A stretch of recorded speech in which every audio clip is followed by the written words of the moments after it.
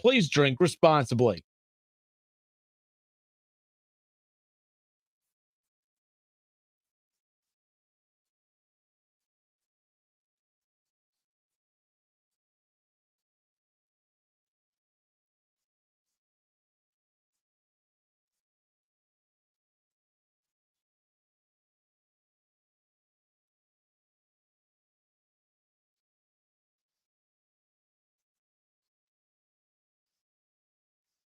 Cordell Transportation is hiring third shift dispatcher / customer service representatives. Excellent pay, great benefits, no experience necessary, and paid training. Apply online at CordellTransportation.com or stop in today at 2942 Boulder Avenue in Dayton. Equal opportunity employer.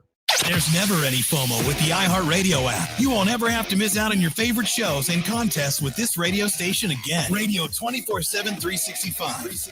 We're here when you want us. Stay connected and listen anywhere when you download the free iHeartRadio app.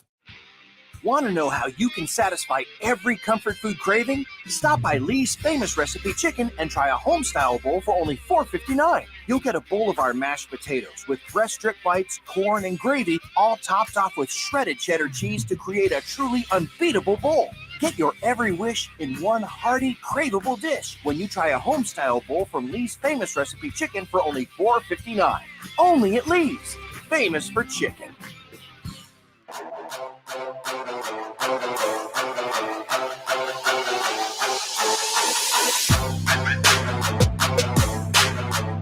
All right, everybody, welcome in. Happy Wednesday. Kenner and Cav live here on Dayton's ESPN radio station, 1410 Wing AM on this beautiful July. Oh, no.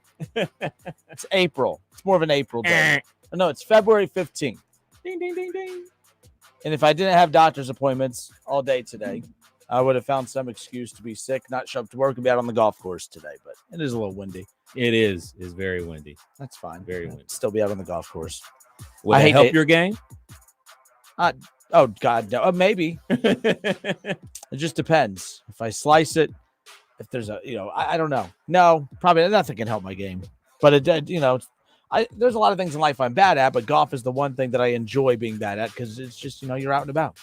Not locked up inside, not cooped up inside. But we welcome everybody in, whether you're listening inside or outside, at work or on your off day. We welcome you in. Kenner and Cav on 1410 ESPN Radio. Mr. Kev Nash, welcome. What up, Doug? Excited for today's show. Of course, Norm Grevey, former Dayton Flyer. He's going to be hanging out with us coming up later on in the show. Dayton's won 2 huge games, VCU and St. Louis. They're going to be back on ESPN on Friday night. They are at Loyola. So it'll be. I'm kind of excited to see. Look, I know Loyola's not very good this year, but didn't they lose it in? No, they just beat them in overtime at UD Arena about 2 weeks ago. And then, just when you start to think that, Dayton just does not have what it takes this season, then they go and they beat, they're one of the top 3 teams in the league, but they go beat the other top 2 teams and doing it at VCU and doing it against St. Louis at home this past weekend. And now they got Loyola coming up. But Dayton's going to finish in the top 3 as long as they don't lose games that they shouldn't. And obviously split at least one of the last 2 that they have coming up against some top teams, but we'll get to all that coming up later on with Norm Grevey. But it's my favorite time of year, of course, Kev, because, it's everyone's. This is the sound of the off season, the sound of the off season. But before we get to that, not really reports. So my apologies in the little description of the show today said reports that the Bears are going to trade Justin Fields. I worded that maybe a little aggressive. So my apologies. I see some people in the chat section already. What's going on? My apologies. I wasn't trying to I wasn't going for clickbait on that. My apologies. However, there are Jason Lacaforza, again, NFL analyst. He had tweeted out earlier today, and I've heard it on multiple shows throughout the day, that there are, sources out there, not mine. I'm just reporting what other people say. I don't have sources. I'm not important enough to have sources. But Jason Canfora says that more than one NFL general manager that had come away from the Senior Bowl, they're all fairly convinced that Justin Fields will be dealt. Wow. Based on conversations that they've had with Bears personnel that are inquiring about a lot of the quarterbacks in this draft, and seriously inquiring, not just doing their due diligence. But let me put it this way. No one in the Chiefs organization is asking about CJ Stroud. Right. No one in the Chiefs organization, the Bengals organization, no one in the Bills, Bengals, Chiefs, anyone with a legitimate quarterback is asking or really heavily inquiring about the likes of a Bryce Young or a CJ Stroud, but the Bears are. I only find that, and by the way, maybe it's all for that. Maybe they're just, like I said, doing their homework. But at the same time, if you're an organization that has a quarterback, you believe in your quarterback, maybe I'm being unfair here, but you're not doing that. If you're happily married, you're not sniffing around at the bar. You know what I mean? Like you could, if you're not happily married, I'm not giving you the green light to go do that. I'm just saying, but like you can usually tell, okay, there's obviously issues at home if this dude is, or this gal, it's not always the dude. So let's just be real. But you know what I'm saying as far as that goes. So that has led to the conversation about Justin Fields potentially being dealt. I did not know this yesterday. So yesterday I feel like the Bears having that number 1 overall pick are in a very interesting situation because they still have Fields on a rookie contract deal. They have all these draft picks. They have all this money to spend. They could either rally around Justin Fields, put every weapon around him that they can afford and obviously hit on these draft picks and take off, or they can reset the quarterback clock as far as the rookie is concerned, draft a quarterback, and do the same thing, just do it longer. I don't have an issue with either. I talked about the Ravens, the Baltimore Ravens, or go get Lamar Jackson from the Ravens if that's not going to be something for the Bears or that the Ravens can iron up. Maybe you send Justin Fields to the Ravens, or you send that first-round pick to the Ravens, and then you use Fields to go get additional draft picks from somewhere else. I don't know. Bottom line is, I didn't know that yesterday. I woke up today to some of these, reports kind of floating around, and it just got me thinking. We're angry as Buckeye fans, we're upset because we're offended that the Bears are dumb for doing this. You know what? We should actually cheer for this to happen. Yes. Let's let him go somewhere where a team is going to trade for him, give up assets for him because they see the value in him. And when he gets there, they will have no choice but to build around him, because if you're giving up resources to get him, you're kind of put in a position where you have to invest into him. The Bears don't seem like they're fully committed. That's not all on the Bears, because they've had a lot of changes up front that, he's not their guy. And I get that. But at the same time, it's not on Fields either. I think that right now, I think both sides can use a fresh start. I don't think, people are being negative. I'm not being negative about it. I think the Bears, they probably should go get a rookie quarterback, restart this thing, build around it. You have all this cap space, draft picks, everything, start over, and let Justin Fields go somewhere where I think he could build on what he did last year. He showed there's something there. What that is yet, we don't completely know as far as him as the complete package in the NFL. But, man, there's only 2 other quarterbacks that have done what he did last year, and that was Michael Vick and Lamar Jackson. And as much as I'm critical and others are critical of Lamar Jackson, that's not a bum quarterback. That's good company to be in. I'm interested to see if where there's smoke, there's fire when it comes to this situation, Kev. The thing is, he's not their guy. He's not GM's guy. He's not the head coach's guy. Neither one of those guys were with the Chicago Bears when they drafted him. So he's not their guy. So if they do move on from him, that's their excuse. Like, we never drafted him. We want to go in a different direction. Perfectly fine. And for me, I'm cool with it because obviously he's a former Buckeye. I want the best for him. I want him to be a great quarterback, and I just don't see it happening with the Chicago Bears. I knew that was like one of the worst situations for him, and that's ultimately where he went. If I'm the Atlanta Falcons, I'm calling them up. I'm like, what we got to do? What we got to do to make this happen? Because Justin Fields, with that attack that they have down there in Atlanta, they're a heavy run team already. But you have big wide receivers in Drake London from USC, and you have Kyle Pitts. So for the problems, quote unquote, that Justin Fields has as a passer is he's not the most accurate. So you get him big receivers that make your catch radius much wider. Yep. So they got a Drake London. They got a Kyle Pitts. If I'm Atlanta, I'm calling them. If I'm Atlanta, I'm calling the Baltimore Ravens. I'm not stopping until I have Justin Fields or Lamar Jackson as my quarterback next season if I'm the Atlanta Falcons. So what's really interesting about the situation with Justin Fields is I think the ideal situation for him, if he's going to be dealt, is to stay in the NFC, because I think the NFC right now, I think Jalen Hurts is the best quarterback in the NFC. And we could debate that or talk about that another time. You could talk about Aaron Rodgers. I think Aaron Rodgers is a better quarterback, but as far as the talent of Jalen Hurts in the situation he's in, I think that elevates him above Aaron Rodgers at this moment, obviously with the Packers not having a lot of depth around him. So the NFC, and especially that division, you talk about the Falcons. I mean, when you look at the NFC South right now, I mean, that's a division that's just up for the taking. And Justin Fields to go to Atlanta, a team that has money, they do have some draft picks, obviously. I mean, they could really do some damage as far as, improving things quickly. They've had a couple good drafts the last couple of years as well. I like that move right there. But as far as the Bears, I'm not going to pile on. I don't think they're a very well-run organization, but they remind me kind of the way we were talking about the Bengals years ago. This is not a anti-Bengals segment. My point is like we always say, you are a quarterback away. Do the Bears have their quarterback? Possibly, but maybe with their offense and their scheme and everything, he doesn't fit what they're wanting to do. Okay, more power to you. Bottom line, there's a part of me as a Buckeye fan, I'm not offended by this. I'm actually hoping they move on from him because I don't really like his chances in Chicago, to be quite honest with you. I like him in Atlanta. Baltimore, I will not root for him in Baltimore. Let's just be real. Y'all saw what I turned on Joe Burrow real quick when he went to Cincinnati. Man, I would hate to hate. No, not two former Buckeyes. I almost did it. Damn it. I got tricked. I do. Slowly but surely it's happening. Two guys that were on the Buckeye roster. One's a real Buckeye. Well, actually, one graduated. The other, the Fields graduate.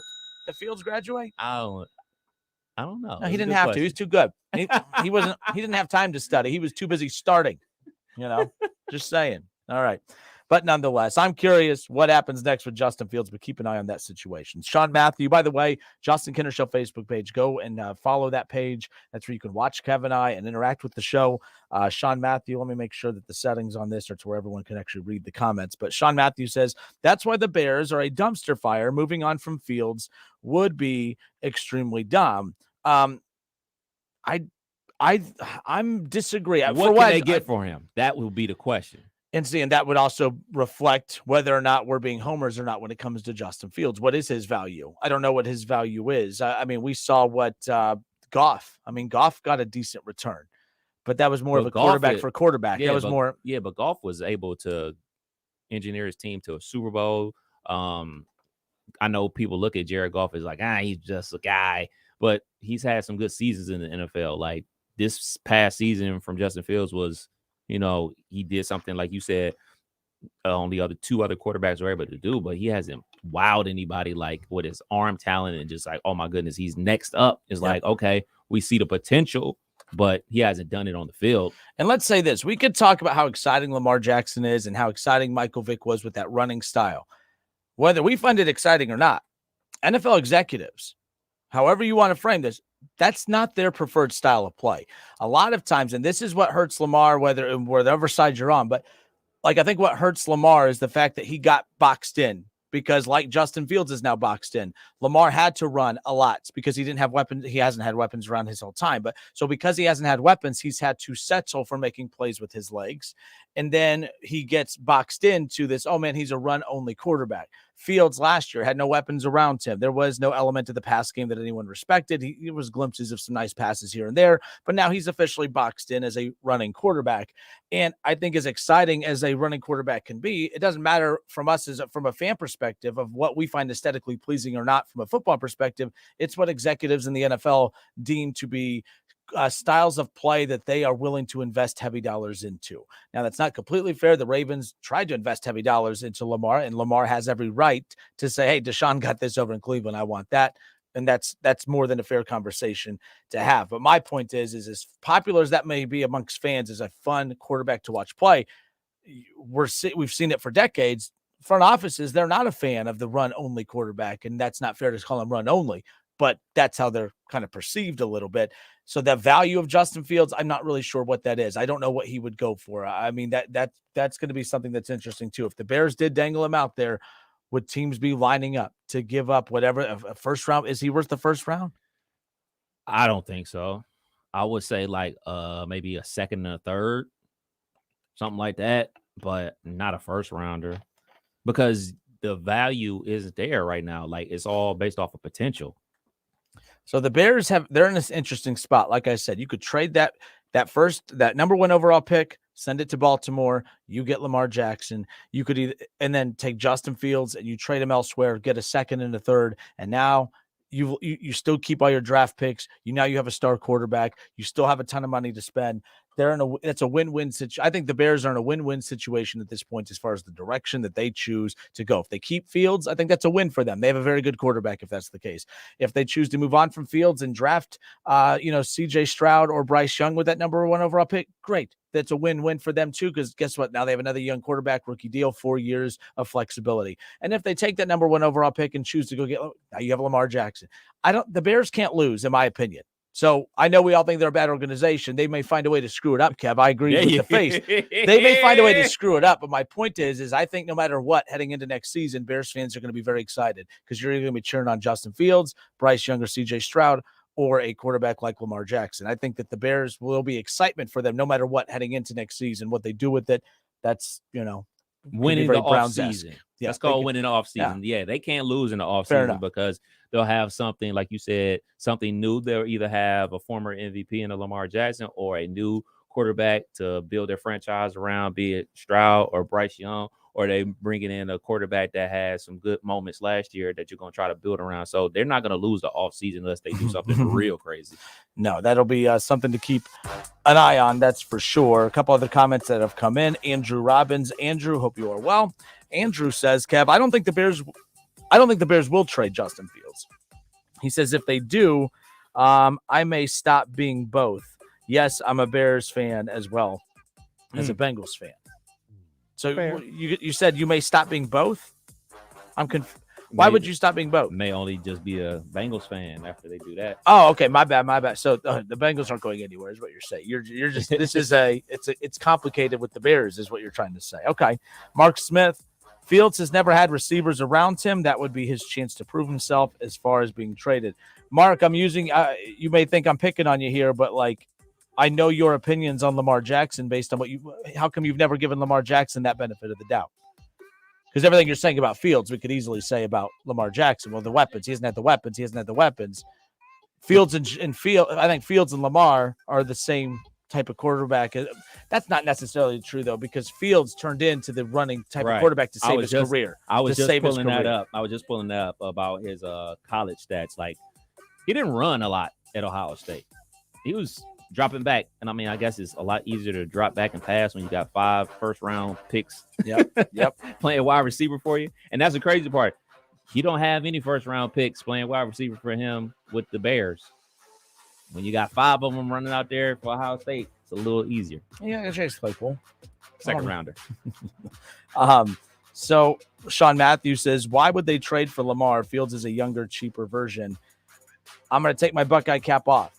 We don't know who Justin Fields is technically. We saw promise, but we can't put Lamar and Fields on the same starting block. If we're starting a race, they're not starting at the same starting block. I'll take Lamar over Fields every single day of the week, but that's not a shot at Fields. That's just because we know who Lamar is. We know we know who his team is with him on the field versus with him out of the field. Like, they completely just disappear when he's not out on that field. Justin Fields, they lost with him. They can lose without him, and that's not a shot. That's just the reality of it. I need to see more from Fields before, but I think that's the comp. That's where we're coming at with this. Last thing here, Ron Howard says Bears are the Browns of the NFC. Thanks, Ron. Bears are the Browns of the NFC. You might be right. I don't know. Mark says, well, Lamar's an enemy. That's why. Division. So, there it is. Danny Cole, he goes, huge mistake for the Bears. Maybe. I mean, I don't know. I don't think it would be a huge mistake to move on from Justin Fields. I think they've already made the huge mistake of not committing to him in his first 2 years in the league. And it's like, if you're going to commit to him in year 3, it's almost like a waste of time at that point, because now you only get 2 years to try to make it work before you have to get rid of all your assets to pay him. I know we've talked about that, but look, it's the Bears. I don't have faith that they're going to be able to pay him and keep pieces around him. They couldn't do it when he's on his rookie deal. Same thing with the Ravens. Like, on offense, once Lamar gets paid, I'm not confident I think that offense will regress, or that defense will take a major step back. They couldn't win. They won. They couldn't maximize their quarterback, rookie time. So what makes you think they can maximize it once he's paid? That's the thing. See, the thing about the Chicago Bears, I'll take it even further.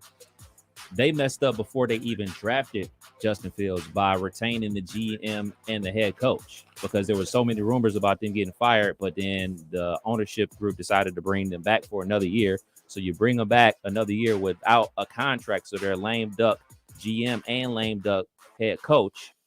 They lose like everybody knew they would. Then you fire them after drafting this young quarterback. Yep. So it's just a lose-lose situation. Now, if they were to go ahead and let their GM and head coach go and start a new regime, and then ultimately this new GM and head coach had drafted Justin Fields, then it wouldn't be these type of rumors around him because it would be their guy. Justin Fields is not technically their guy. Danny follows it up with, you don't move on from a proven talent at quarterback. This is what I'm going to send us to break with. And Danny, I'm going to come back to your comment when we come back. Take your Buckeye caps off. I'm not being, I don't really know what opinion I have on this. I feel like I'm letting, for once, my Buckeye fandom dictate an opinion here. Is he proven? Like, proven to the point where we could say that's a talent you can't move on from? Did he prove enough that, man, the Bears are just ridiculously silly for moving on from? I'm not saying that I don't think I'm curious. I don't know. I feel like as Buckeye fans, we are giving Fields a little bit more of a pass that we would not give other quarterbacks if they weren't wearing the scarlet and gray that we followed during his college days. That's all. So 518-1410. Yeah, we have our phone lines open. Give us a call. 518-1410. Or text us, 518-1410. You could text or call that number. I am curious. Fields, I mean, is he a proven quarterback? I mean, is it that silly of the Bears to say, hey, we don't know what we have with Fields? It may be their fault that they don't know, but are we being Buckeye homers by just assuming that, oh, man, they have a legitimate talent and that there's no way you can move on from them? 518-1410. Kev Nash, Justin Kenner, we'll be right back.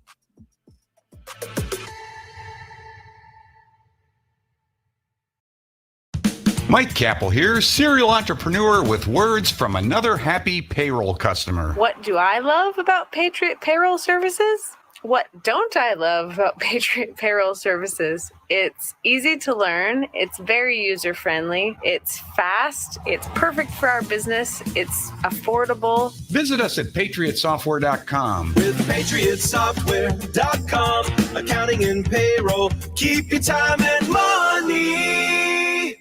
Still overpaying for a razor? In this economy? Gross. At Dollar Shave Club, you can get a top shelf shave at a regular shelf price. We've been hawking shaving products for years online, and we're excited to bring you the same great quality and low prices at a store near you. From high-quality stainless steel blades to super smooth shave creams, Dollar Shave Club's in the business of making your shave easier. Find Dollar Shave Club in the men's razor aisle. Getting your Dollar Shave Club razor wherever you want. Isn't that great?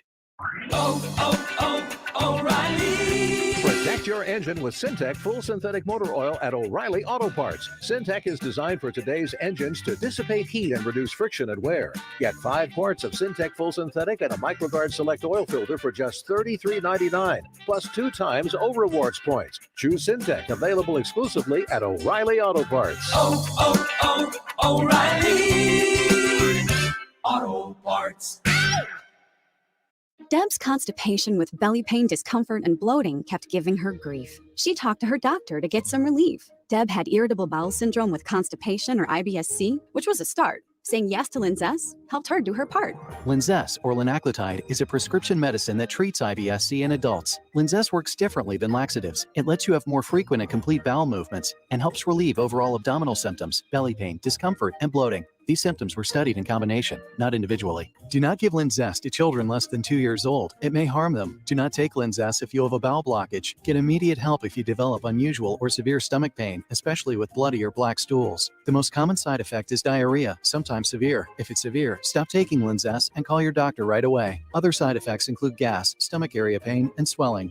There could be more to your story with IBS-C. Talk to a doctor today. Say yes to Linzess. Learn more at linzess.com or call 1-800-LINZESS. Sponsored by AbbVie and Ironwood Pharmaceuticals. AC or heat problem? It's BOGO season, baby. Invest in a 16-SEER AC unit and get an 80% furnace completely free. Just pay labor and permits. Call Drake Heating and Air at 937-472-0640. Hello there. My name is Seychelle, and what makes the Chick-fil-A chicken sandwich original to me is the punch of flavors that's unlike any other. You get the crispy tenderness of the chicken and that hint of sourness from the pickles. Ta-da! Hey, I'm Juan, and what makes the Chick-fil-A chicken sandwich original to me is you're going to get chicken that's crispy, golden, and juicy. This is the gold standard of chicken sandwiches. Order the original Chick-fil-A chicken sandwich on the Chick-fil-A app today. Real customers paid for their testimonials. Lowe's always has more ways for you to save. On top of our everyday low prices, pros can save big when buying in bulk. Or if your purchase is over $1,500, ask about our volume savings program. A pro associate can provide a customized quote. Ask about our volume savings programs today. It always pays to be a pro at Lowe's. While supplies last, minimum purchase required. Selection varies by location. Lowe's reserves the right to limit quantities. Volume discount pricing quotes are valid up to 7 days. Visit your local Pro Desk to learn more and start saving. Offers subject to change, may not be available in all Lowe's stores. Guys, this Valentine's Day, give her the next best thing to wearing nothing at all. Available exclusively at Pajamagram. Sexy, sultry, naturally nude pajamas feel just like her soft skin. Even more alluring than lingerie, the texture and touch of these pajamas is so seductive that you'll both love the feel of them. Leave nothing to the imagination with naturally nude pajamas.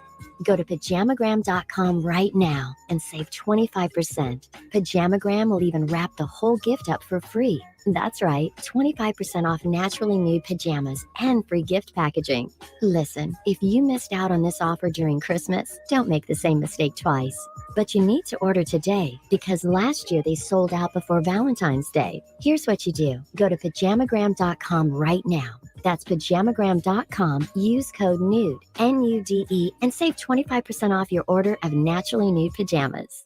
Order now.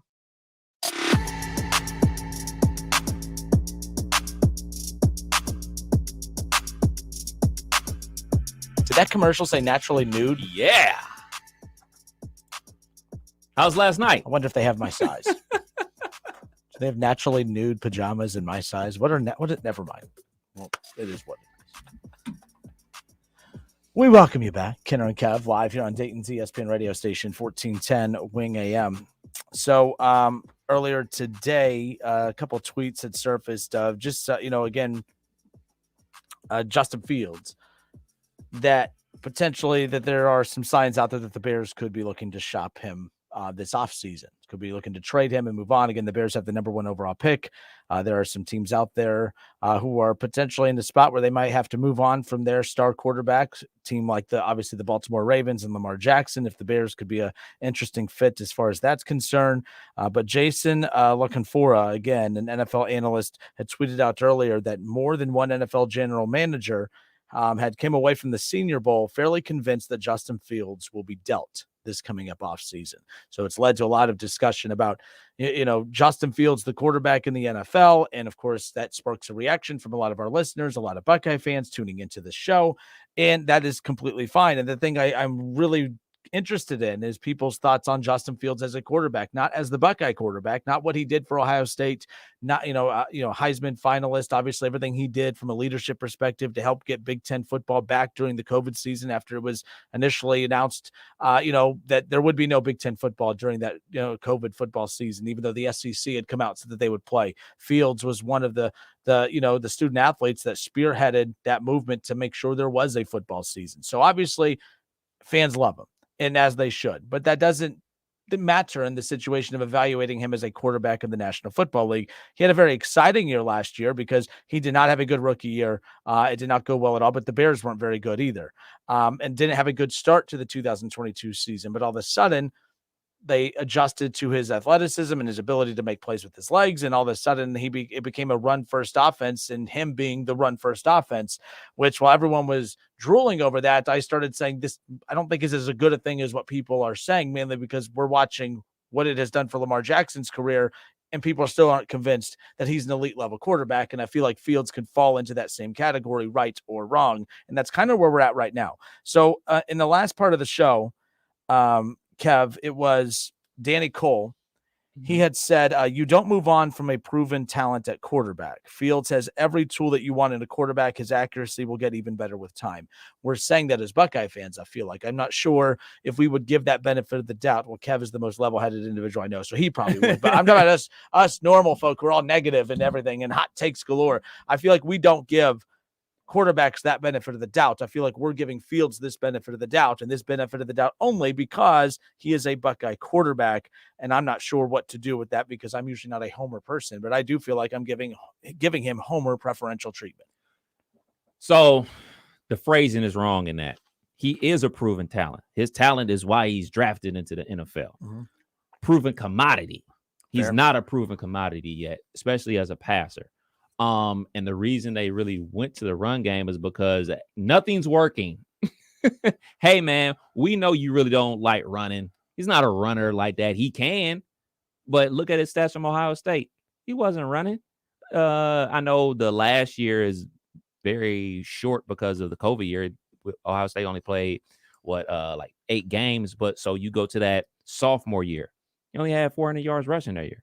That's not a lot for a dude that threw for over, I want to say 3,500 yards and like 40 something touchdowns. He was a passer. So they went to the run situation because nothing worked. Nothing was working. Wide receivers weren't getting open. Running backs weren't running well. So you run the quarterback so you can have a numbers advantage. That was the only way they were going to able to move the ball up and down the field. So, yeah, I think that we all are like looking at it from a perspective of like, look, man, we saw what he was able to do as a passer at Ohio State. There's no way that he's just falling off the map that much. So I think we're all being logical here to say like, all right, man, we got to give him a chance. And I don't think the Chicago Bears are giving him a fair chance to do so. And that's the thing too. Well, and by the way, in the NFL, no such thing as fair. True. Anything, mainly because there's no loyalty from the team side of things at all. So I know beyond agree with you. Like there's nothing's fair about it. I mean, he has had no weapons around him. I mean, he's going to be compared to, like I heard I disagree with Colin Cowherd on this when he was saying they need to move on from Justin Fields because his offensive line's not as bad as what we make it out to be. It was ranked like 15th in the NFL last year.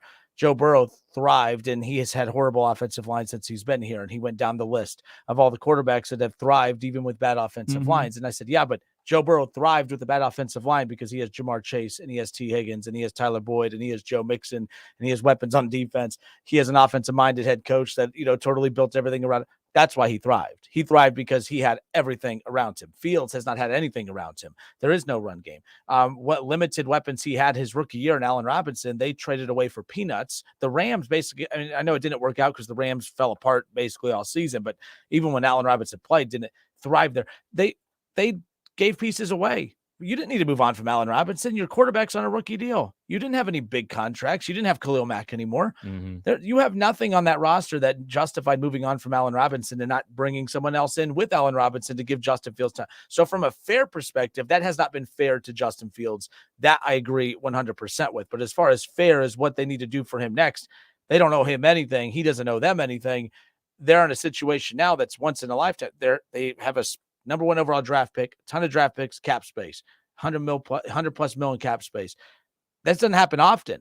And I think right now that's why the Bears are like, okay, we like Fields. There's something there, but we have to make sure we hit here. We have the number 1 overall pick. If we trade it, we got to maximize what we trade it for.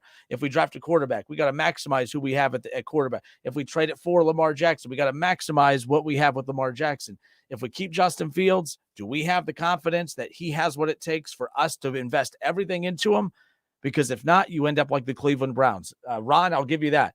The Browns went all in on Baker Mayfield, and they may have wasted it all going all in on Baker Mayfield because you bring in a healthy Deshaun, or not healthy, a Deshaun Watson not missing 700 points. If you bring in Deshaun Watson with an Odell Beckham Jr. and a Jarvis Landry and you know what I mean, and Hooper and everything that they had at that time, you put Deshaun with the weapons that Baker had, the Browns would have maximized it. Instead, they wasted it with Baker. Didn't work. They wasted that time. The Bears can't afford to go all in for Justin Fields, hoping that he's the guy and it not work. That's why I think they're going to go a different direction. My only thing about that, going for somebody else, what if somebody else ain't good either?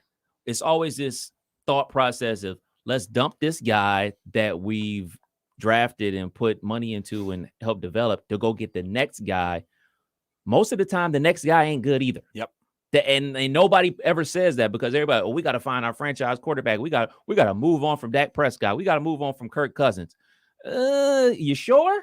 You sure? Because according to this list right here from the 21 draft class, Trevor Lawrence, I think that's pretty good. Zach Wilson. Yep. Blah. Trey Lance, we're going to give him yet another incomplete from his draft season was an incomplete. Last year is an incomplete, so he gets another year of incomplete. Fields, I guess, is a question mark. Mac Jones, he all right. And so the chances are not good. The chances are just flat out not good that you're going to get a franchise quarterback if you move on from somebody. So that's my only hesitation when we hear we got to move on from this guy, because can you find him? Is that part player going to fit your offense? Is he going to excel like everybody else? Like people like, oh man, look at Jalen Hurts. They were able to get him in the second round. What's the likelihood of that? So here's what he represents. Time. Got time? The Eagles are they're not lucky. They are very, very fortunate that Jalen Hurts emerged this year. Oh yeah, they're lucky. Because if Jalen Hurts, like everyone says he was just along for the ride, I disagree with that. It took me all season to finally be sold on Jalen Hurts, but that team went as he went. So the Eagles now have no trust issues with him. They are going to go all in and pay him everything he wants. He earned it, blah, blah, blah. But imagine if that narrative was true, that he really did just kind of go along for the ride, that, they didn't average a lot of points, that the defense won him that Super Bowl. And now the Eagles are in this weird position. Actually, here's a great comp, Joe Flacco. The Ravens did not want to pay Flacco back in the day. There was a lot of but you can't not pay the guy that just was the quarterback of your team that won a Super Bowl and that type. But they paid him and they paid for it. They lost a lot of guys. They got worse. That's when that led to Lamar, quite a few years later. But what the Eagles would have been in trouble with is if he would have been average, they have to pay him this summer. They're in a good spot to pay him now. But time is what they did not have. They would have had to make a tough decision on Jalen Hurts because time was not in their favor. The Bears, they have 2 years to put a roster around him to see if he has it, or take 4 years to build a roster around CJ Stroud or Bryce Young. Time, to me, is the number one thing that separates CJ Stroud, Bryce Young, and Justin Fields. That's the only, and time is an escape blanket for bad franchises. That's why the Browns need time. Okay. That's why, do I have faith that the Browns can maximize this 2-year window of available cap space I don't know. I don't feel too good about it. I would love to see what Deshaun Watson is this season, but they're not a good organization. The Bears aren't a good organization. They need as much time. They're not good enough to build this in 2 years. They need that full 4-year rookie contract to get it done. That's why I think they go in the rookie quarterback direction. We shall see. Falcons. Call them up. Falcons, call them up, dial them up, get Fields back home to Atlanta. So who else is chiming in here? Danny Cole says he was the number one quarterback in fantasy for half the season. I don't mean this mean, Danny. Where do you? I don't. Okay, that's what I'm trying to say. But to be fair to Danny, he did weigh in on other things. He goes, Fields at one point had a 6-game span with an average quarterback rating over 104 with 9 passing touchdowns and rushed for almost 100 yards in each of those games. Those talking points I'll accept. I don't think the fantasy stuff matters a whole heck of a lot, but it's a reflection of the production, I guess. But the only guy outside of Justin Fields on that team that I trust is the tight end. I can't even pronounce his name. I had him on my fantasy team. He was guaranteed to get 5 catches and 60 yards every single game. That's a very good tight end. He's doing his job. And the reason Fields was throwing a high percentage because he wasn't throwing deep, because nobody could get deep. He was throwing to the only guy that could get open, the tight end. And you can't win like that. You just can't win football games like that, man. Throwing 5-yard passes. You just can't. So, and then the only other counter to this, where did it go? Okay, there it is. Last thing from Danny. Along with 1,100 yards rushing and 8 rushing touchdowns. Beast mode. You won't like my comment here, but if I need 1,100 rushing yards and 8 rushing touchdowns, I'll get a running back. They had one. They didn't. They couldn't get rushing yards because that offensive line. Yeah, so my thing is, and this is where my conflict with quarterbacks who are mostly known for running versus what they could do with it. Look at all the top quarterbacks in the NFL. Lamar is a top quarterback in the NFL. Don't get me wrong. However, I think with the way teams are built right now, it's through the air. These wide receivers don't have the value that they do for quarterbacks to go rush for 1,100 yards in the season. So that's why I don't even think the Bears like that. The Bears didn't like that he had to rush for 1,100 yards. And Justin Fields probably doesn't like that he has to rush for 1,100 yards. If Justin Fields had it his way, he would air it out like he did during his time in Columbus with, weapons around him.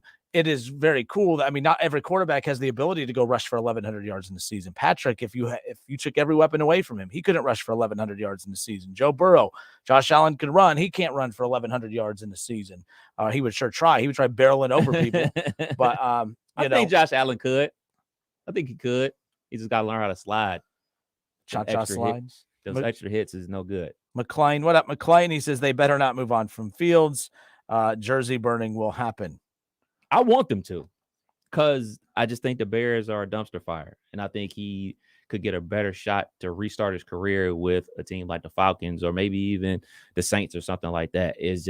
I just don't see it happening with the Chicago Bears, and it's much the same way I feel about Lamar Jackson. Like, look, if with the Lamar Jackson situation with the Ravens, if y'all don't think he's a franchise quarterback or worth this money, other teams do, so you can get a whole bunch of picks for him and restart your whole situation and be on the rookie contract and spend money however you please instead of giving it to one player. And for Justin Fields, like, hey, we didn't draft him. I didn't want this dude. Let's go ahead and trade him, get a second and a third rounder for him, send him somewhere else. He can go develop on somebody else's dime, and we can go get the guy that we want, and we can start from scratch. And not only you talk about time, not only resets the time for the tags, the franchise tags and salary caps, but that also sets the clock back for the head coach and the GM again, because now, like, okay, that first year really didn't count. Now we got our quarterback in place. Let us start from scratch right here, right now. So the other thing, too, is Baltimore's not telling people they don't value Lamar. The contract that they offered him would have made him a top 3 paid quarterback in the National Football League. But let's keep in mind that I'm not defending Baltimore here by any means, but they're not wanting to pay Lamar. This is about the guaranteed. Like, the whole reason there's this hold up. But the Ravens are the first team up in line that right now are being highlighted as the bad guy here, because this is the first contract negotiation with a major quarterback since Deshaun got his money. Like, I wonder if there is a pact across the league that we're not matching what the Browns did. Like, keep in mind, there's only one elite quarterback right now in the midst of contract negotiations that the holdup is the fully guaranteed money that Deshaun's name is being brought up in, and that's Lamar Jackson. Right. What if Joe Burrow wants that? And we know that the Bengals will chalk that up to them. Well, yeah, it's Mike Brown. Like, I could see why they're not going to do the fully guaranteed contract, and they should, and yada, yada. But the point is I almost wonder if there's a pact across the league, we will never give a quarterback a fully guaranteed contract like what the Browns did with Deshaun. And the Ravens are just the first one up on stage. They don't have any help around them, though, to kind of help him out, because they were willing to pay Lamar. Right. He would have been the third highest paid quarterback in the end. It would have been the third, as far as that deal's concerned. So I am interested to see what happens as far as that is concerned. Nonetheless, Brian is Brian Staley. He is a Bears fan.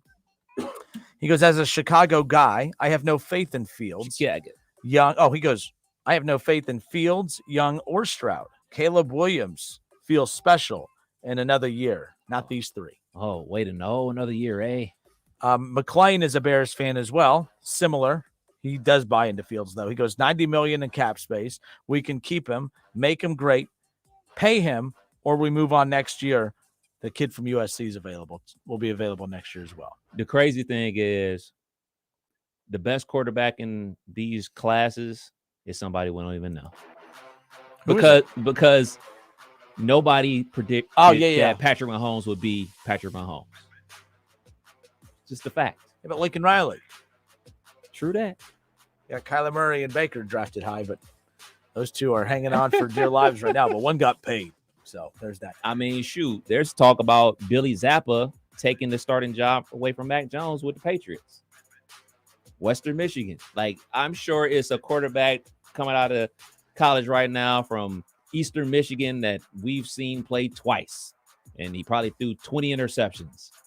That's going to be the best quarterback of all these dudes. So, Nick, your last name, it always scares me, man. Focht. Nick, he was actually the very first caller I ever had on WING from like 7 years ago. Nick Focht is his name. I love Careful. Nick, but he scares me every time. But I always want to like give him credit when he messages into the show. But he says Murray and Russ both signed their deals after the Watson deal. Russell Wilson, he's closer to one of his last contracts in the league, so I don't think he had the leverage to do that. Nor was he.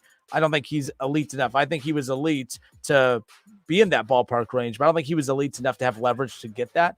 And then Kyler Murray, I'm surprised they got that deal done in the first place. I am too. I was very shocked that they got that deal done. I don't think he barely had leverage to get the money that he did, much less get the Deshaun Watson contract. So, Nick, I agree with you. Yes, I guess that those are two big contracts that have happened since Watson signed, but I don't think either of those two hold a candle to Lamar Jackson over in Baltimore as far as being an MVP and we've seen how the team just disappears. Arizona wins games without Kyler Murray. They're not great, but I mean, they win games. Colt McCoy. Baltimore doesn't win games without Lamar Jackson. So, all right, folks.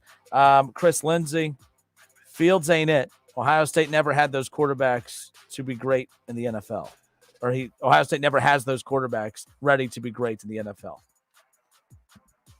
I love this topic because it's like coming from you have Bears fans and you have Buckeye fans. Mm-hmm. And there's just a conflict of interest there with Buckeye fans when it comes to Justin Fields, I think. Who knows? But we shall see. My favorite are the Bears / Buckeye fans. They're in love. Kidder and Cav, we'll be right back.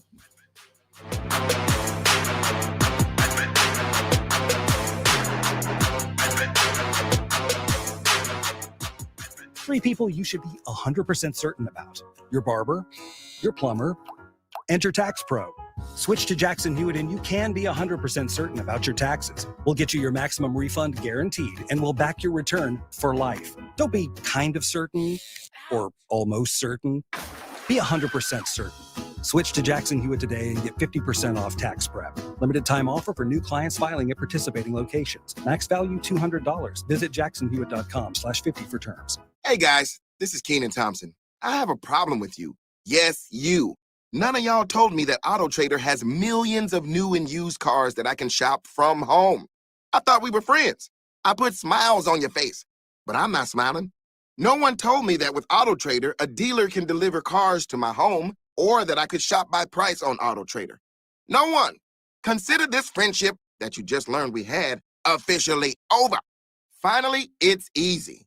AutoTrader. Men, women, and young adults can find health wellness services at odh.ohio.gov/RHWP. Connect with a health provider to receive services like screenings for healthy weight, cancer, smoking cessation assistance, as well as other health services. Visit odh.ohio.gov/RHWP to find and connect with a location near you to schedule your in-person or telehealth visit today. AC or heat problem? It's BOGO season, baby. Invest in a 16-SEER AC unit and get an 80% furnace completely free. Just pay labor and permits. Call Drake Heating and Air at 937-472-0640. Hey, it's Kenner from my friends at Black Rock Bar and Grill. And if you are a bourbon aficionado, you are going to want to listen up. Black Rock has Black Rock Eagle Rare. It's the bourbon that you have been waiting to try. Why not make it an evening with some great appetizers as well? Or better yet, get with your significant other and celebrate Valentine's this week at Black Rock.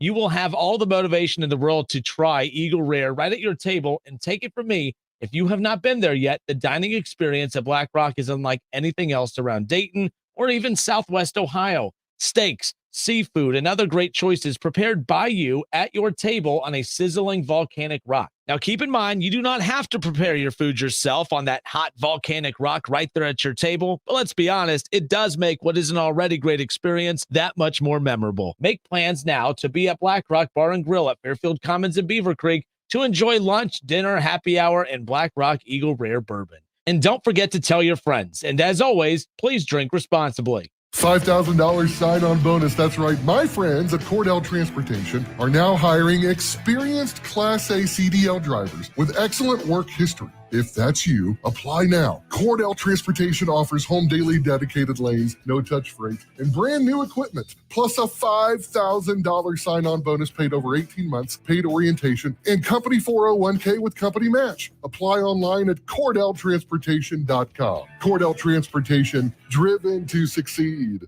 First, we decide where we want to go. Then we need to know the best way to get there. Hi, my name's Adam Barada. I'm the owner of Advantage Gold. We're the highest rated precious metals firm in the country. We teach people how to own physical gold and silver. Now, we've won the Best of TrustLink Award 4 years in a row because we educate our clients on how to buy gold and silver the right way.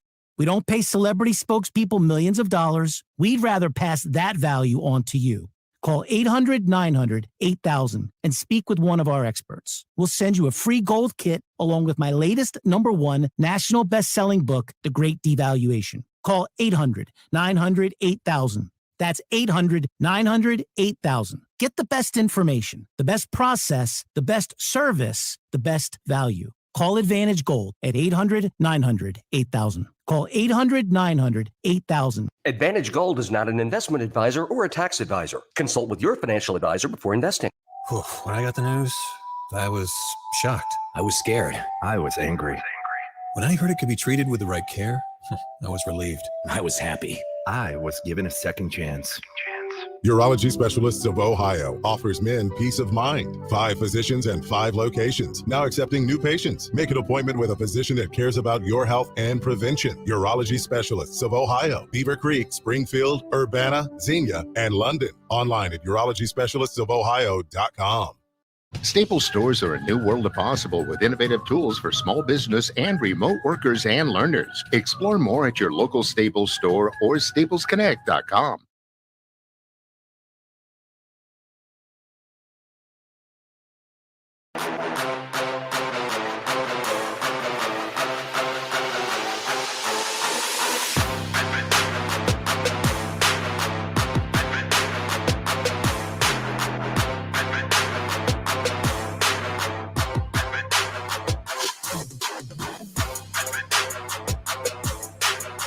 Ken and Cav back with you here on Dayton's ESPN radio station, 1410 Wing AM.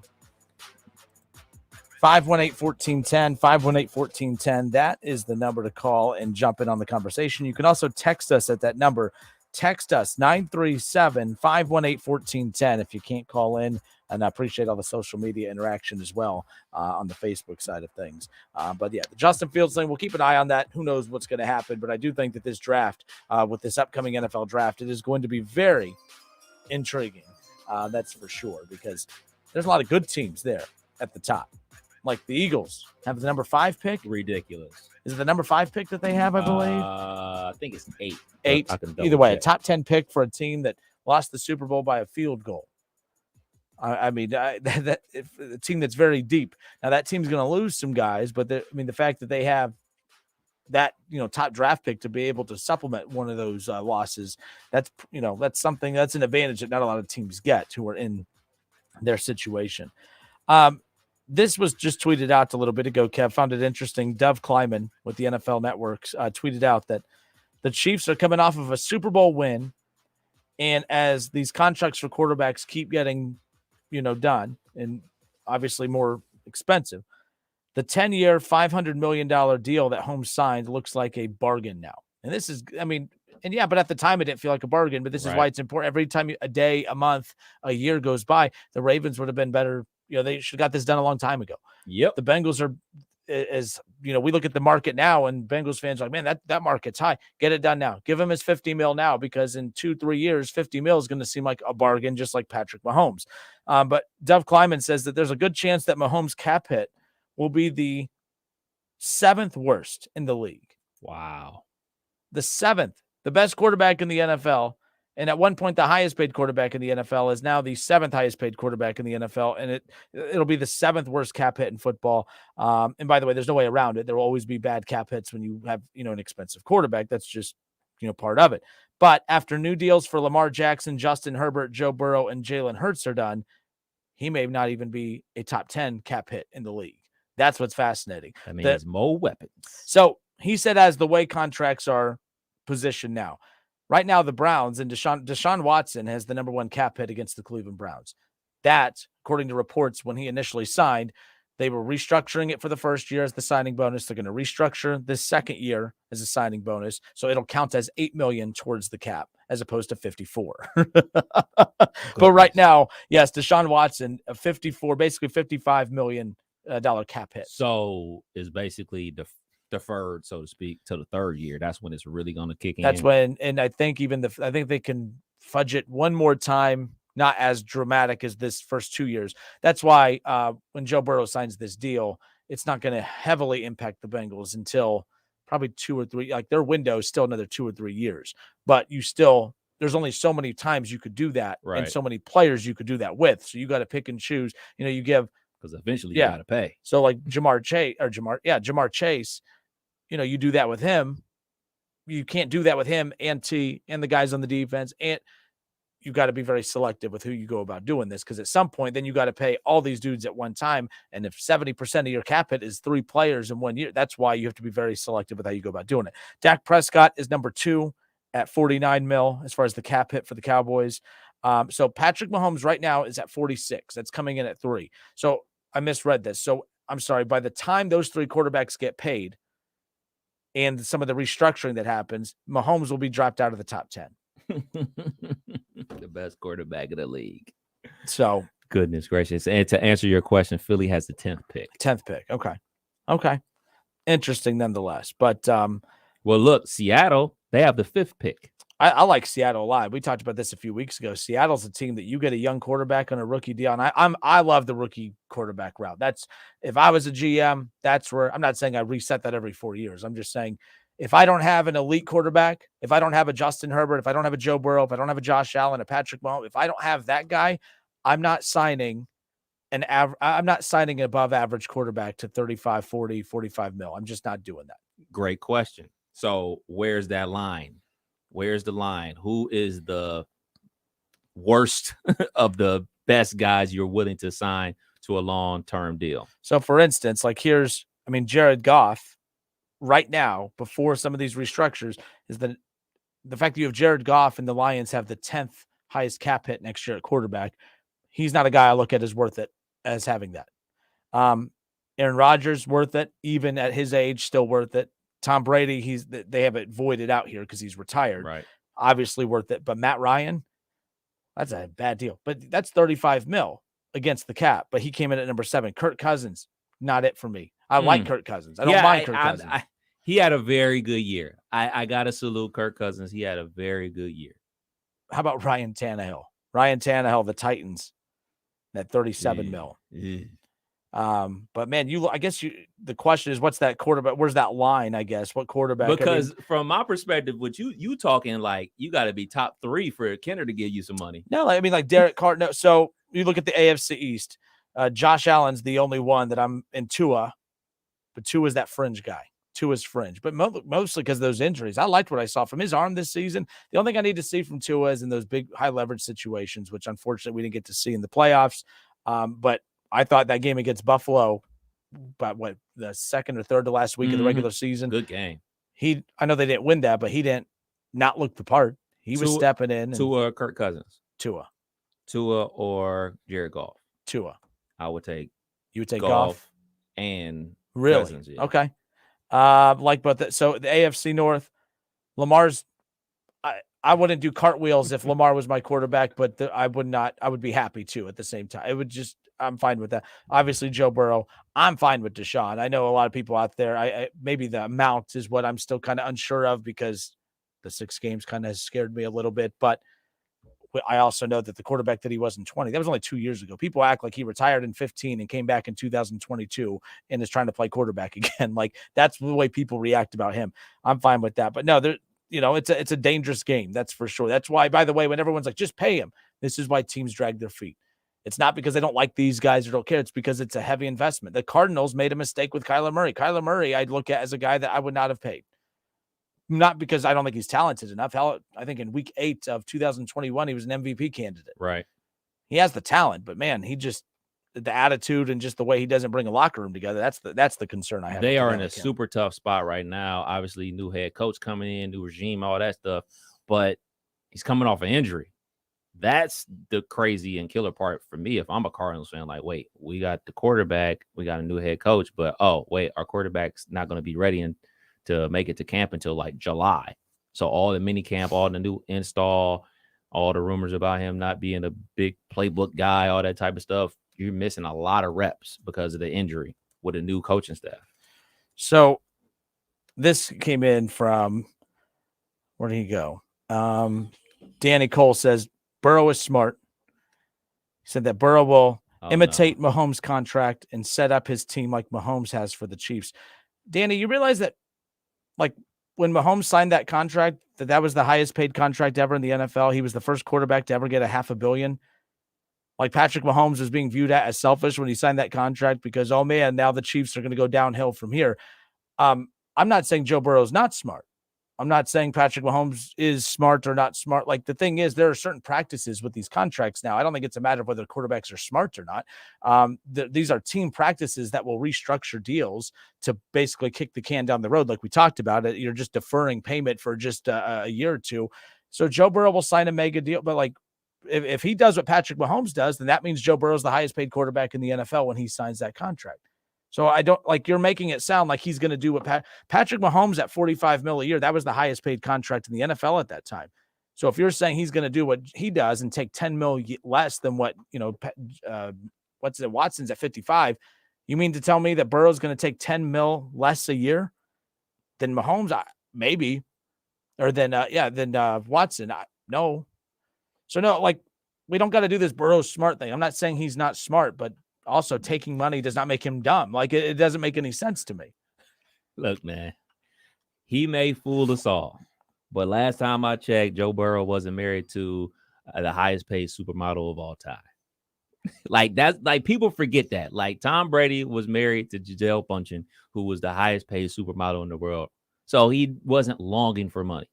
People like chalk it up to like, oh man, he was taking less to get more teammates around him. And they really never spent big money on anybody else. So, like, it's kind of like he's the only one out there that really ever did that. This ain't the NBA with LeBron, D. Wade, and Bosh took $5 million less. This is not a Tim Duncan situation, Manu and Tony Parker situation. You know, that's how we can always name the exact guys that actually take less money. We can name them on, like, one hand. Yep. That's why, because it don't happen. So he said Mahomes' contract is set up on rolling guarantees. That's what I know. Watson's is all guaranteed, but everything is like you're rolling it in. Rolling it into the bank, bro. Yeah. You could, never mind. I don't know what rolling jokes I'm allowed to make, but it's not legal here yet. Let's be clear. So Danny, I need you to say that Watson's smart because Watson restructures his deals to allow the Browns to have flexibility with their cap space. I need you to say it. Say Deshaun Watson is smart. Why? And if you don't, why aren't you saying he's smart? Because he's doing already what you are saying Joe Burrow is going to do, and that makes Joe Burrow smart. My point is that these are just common practices with contract structures now of, hey, you're going to get all your money. You're going to get a lot up front as a signing bonus. We're going to defer some of this so we have a little flexibility at the cap to kind of keep some of your weapons around. Yeah. So, and by the way, Patrick Mahomes got paid that first year. He had Tyreek Hill. The second year since being paid, they moved on from Tyreek Hill. Joe Burrow will get paid. He'll have all his weapons for that first year. That second year is when someone's going to have to bite the curb. That's just kind of how it is at this point. Everyone's getting paid. Everyone's going to everyone be fine. It's just going to look different. The Chiefs didn't look like the team that won the Super Bowl a few years ago. They looked different, but they just found new ways to adjust. Are these organizations good enough to zig and zag after, what they found works is taken away from them? We shall see. So nonetheless. All right. I just want Joe Burrow to hurry up and get paid because these arguments are just, not arguments, but they're just, get ready. Yeah. We're going to be having this Joe Burrow, Lamar Jackson, Fields trade until at least April. Which is fine for content purposes, by the way. And let me ask you, and Bengals fans, for all of you out there that do believe it, this wasn't the planned topic for right now. I don't really like doing the same one all the time, but it is a talking point. It's going to be until it's done.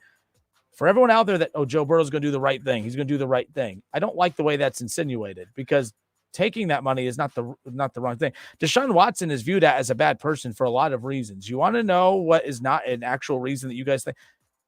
Becoming the first quarterback to ever get the very first fully guaranteed contract. That's not why he's a bad dude, by the way. All the other quarterbacks love him for that. Yeah. Good job, dog. That means I'm next. That's why after every Browns game, every quarterback, every play, everyone was coming up, dabbing him up, giving him a hug, all this stuff. Everyone that acts like Deshaun's this most hated individual. It's not the case. But yeah, team owners probably hate Deshaun Watson. Yes. The Players Association loves Deshaun Watson for this. Yes.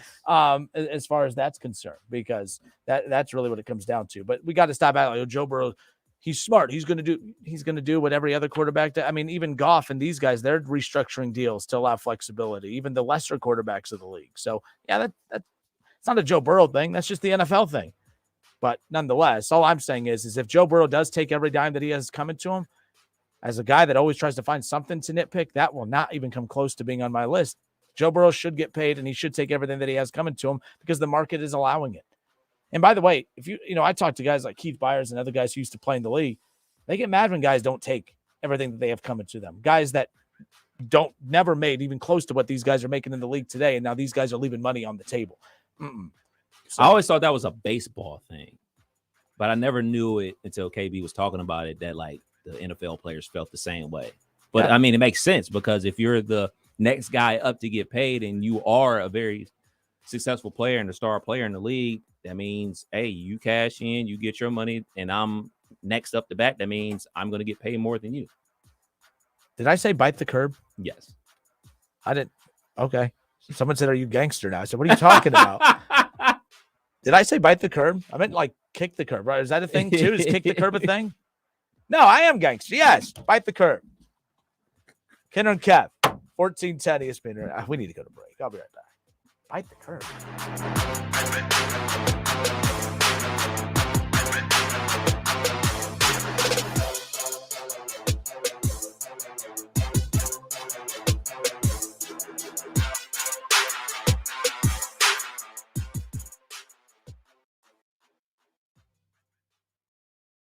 ESPN 1410 Wing AM weather. Our forecast, cloudy and 33 tonight. Rain in the forecast Thursday, high of 35.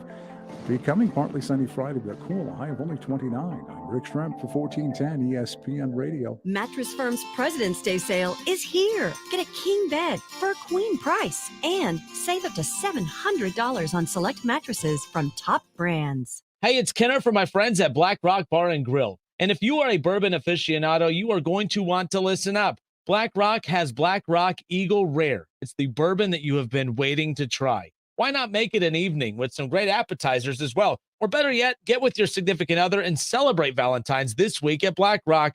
You will have all the motivation in the world to try Eagle Rare right at your table. And take it from me, if you have not been there yet, the dining experience at Black Rock is unlike anything else around Dayton or even Southwest Ohio. Steaks, seafood, and other great choices prepared by you at your table on a sizzling volcanic rock. Now, keep in mind, you do not have to prepare your food yourself on that hot volcanic rock right there at your table. But let's be honest, it does make what is an already great experience that much more memorable. Make plans now to be at Black Rock Bar and Grill at Fairfield Commons in Beaver Creek to enjoy lunch, dinner, happy hour, and Black Rock Eagle Rare bourbon. And don't forget to tell your friends. And as always, please drink responsibly. If you're looking to obtain a quality education at a low price, look no further than Clark State. With over 160 degrees and certificates available, Clark State has a path for you to reach your goals. Our tuition rates are one of the lowest in Ohio, so getting that degree is easier than ever without breaking the bank. For more information about Clark State, visit us at www.clarkstate.edu. For the ones finding new ways to ensure the job always gets done. For the ones wearing many hats. For the ones who are hands-on, even from far away. And the ones keeping business moving forward. We are Grainger, offering professional-grade industrial supplies, plus real-time product availability and access to experts ready to answer your toughest questions. Call, click Grainger.com, or just stop by. Grainger, for the ones who get it done. Breaking news. Tax refund shock is everywhere, but what is it? My tax refund shrank. Mine too. The culprit? Pandemic-related stimulus payments and tax credits expiring. In this reporter's opinion, you need a tax expert. Hey guys, Jackson Hewitt guarantees your biggest refund. And tax prep is 50% off? Going there now. 50% off is a limited time offer for new clients filing at participating locations. Max value $200. Visit jacksonhewitt.com/50 for terms. Hey there, friends. Make 2023 the year you beat Vegas. Superbook Sports gives you the chance every week to go head-to-head with the best odds makers in Las Vegas. No fancy computer algorithms, no guys across the pond setting lines for American sports. Just the best team of odds makers in the business behind the counter at the Superbook in Las Vegas. Plus, Superbook features some of the best odds boosts and promo bets anywhere. So download the Superbook Sports app or visit superbook.com and start your battle against Vegas right now. Visit superbook.com for terms and conditions. Gambling problem? Call 1-800-GAMBLER. Did you know that Masterforce has thousands of tools at Menards? Any tool you want, we have. There are hammers, drills, pliers, levels, wrenches, grinders, sanders, air compressors, nailers, workbenches, mowers, blowers, chainsaws, floor jacks, knee pads, work lights, fans. Whew. And that's just a taste. Want power, performance, durability? Come check out the wide range of products from Masterforce, exclusively at Menards. Get in the zone, AutoZone. Welcome to AutoZone. What are you working on today? So you've got an oil change coming up. Consider STP Conventional High Mileage to save on motor oil for your everyday vehicle. Right now, you can get 5 quarts with an STP oil filter for only $26.99. Do the complete job for the right price. Get the parts you need when you need them at AutoZone or AutoZone.com.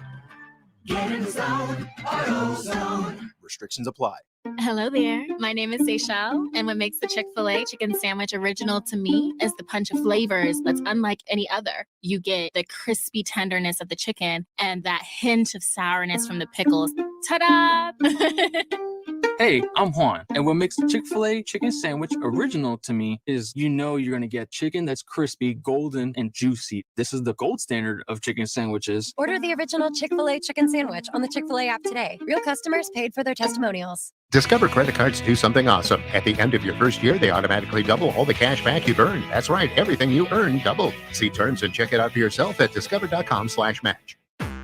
Whether you're at home, at work, or in your car, tune in to ESPN 1410 Wing AM or stream us live at wingam.com.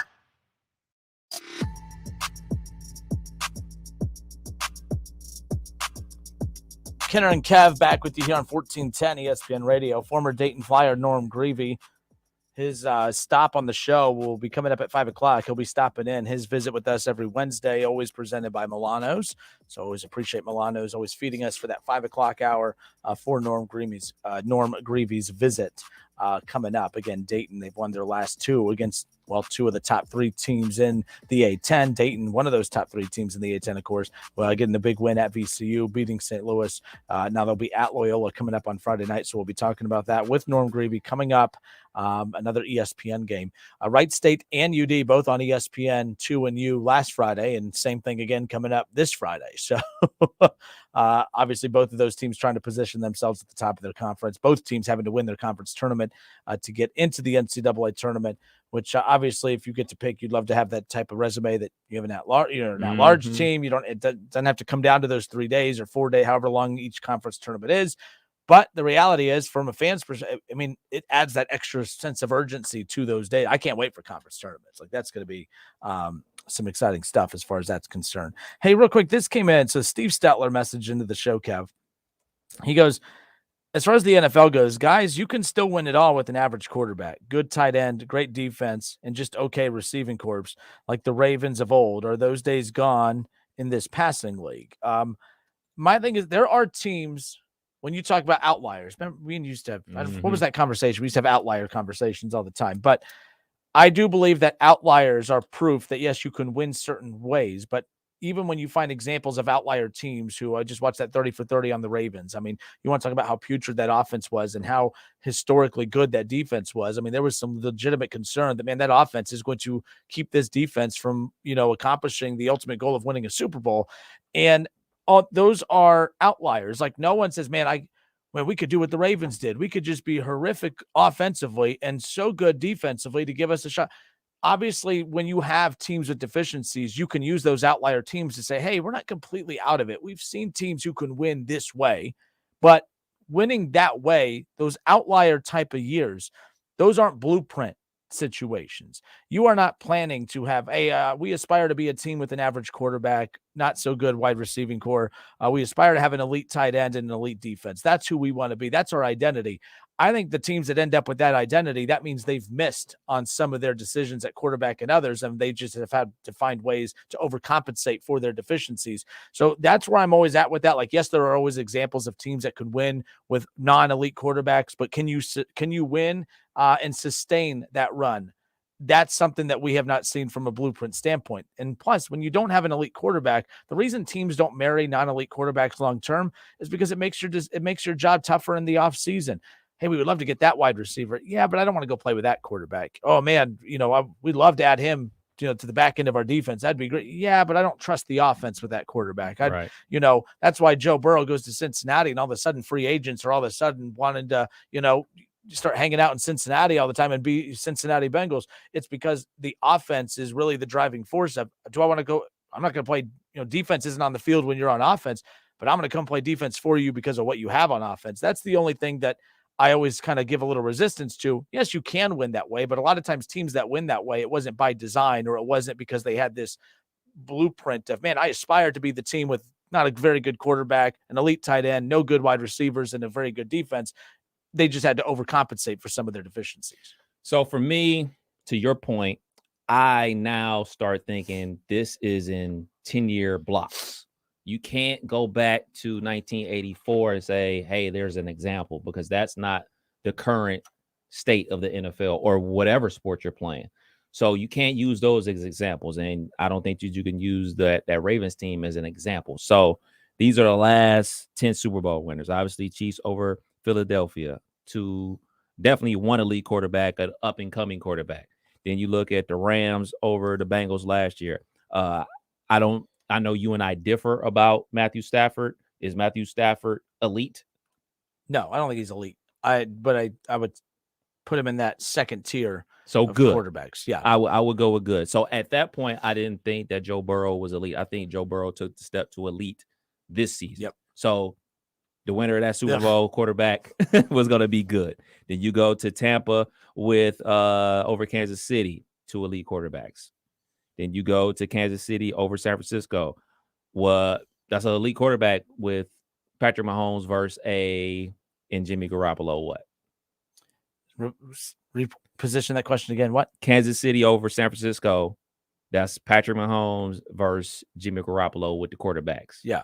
Obviously, Patrick Mahomes was already elite because he's already had an MVP at that point.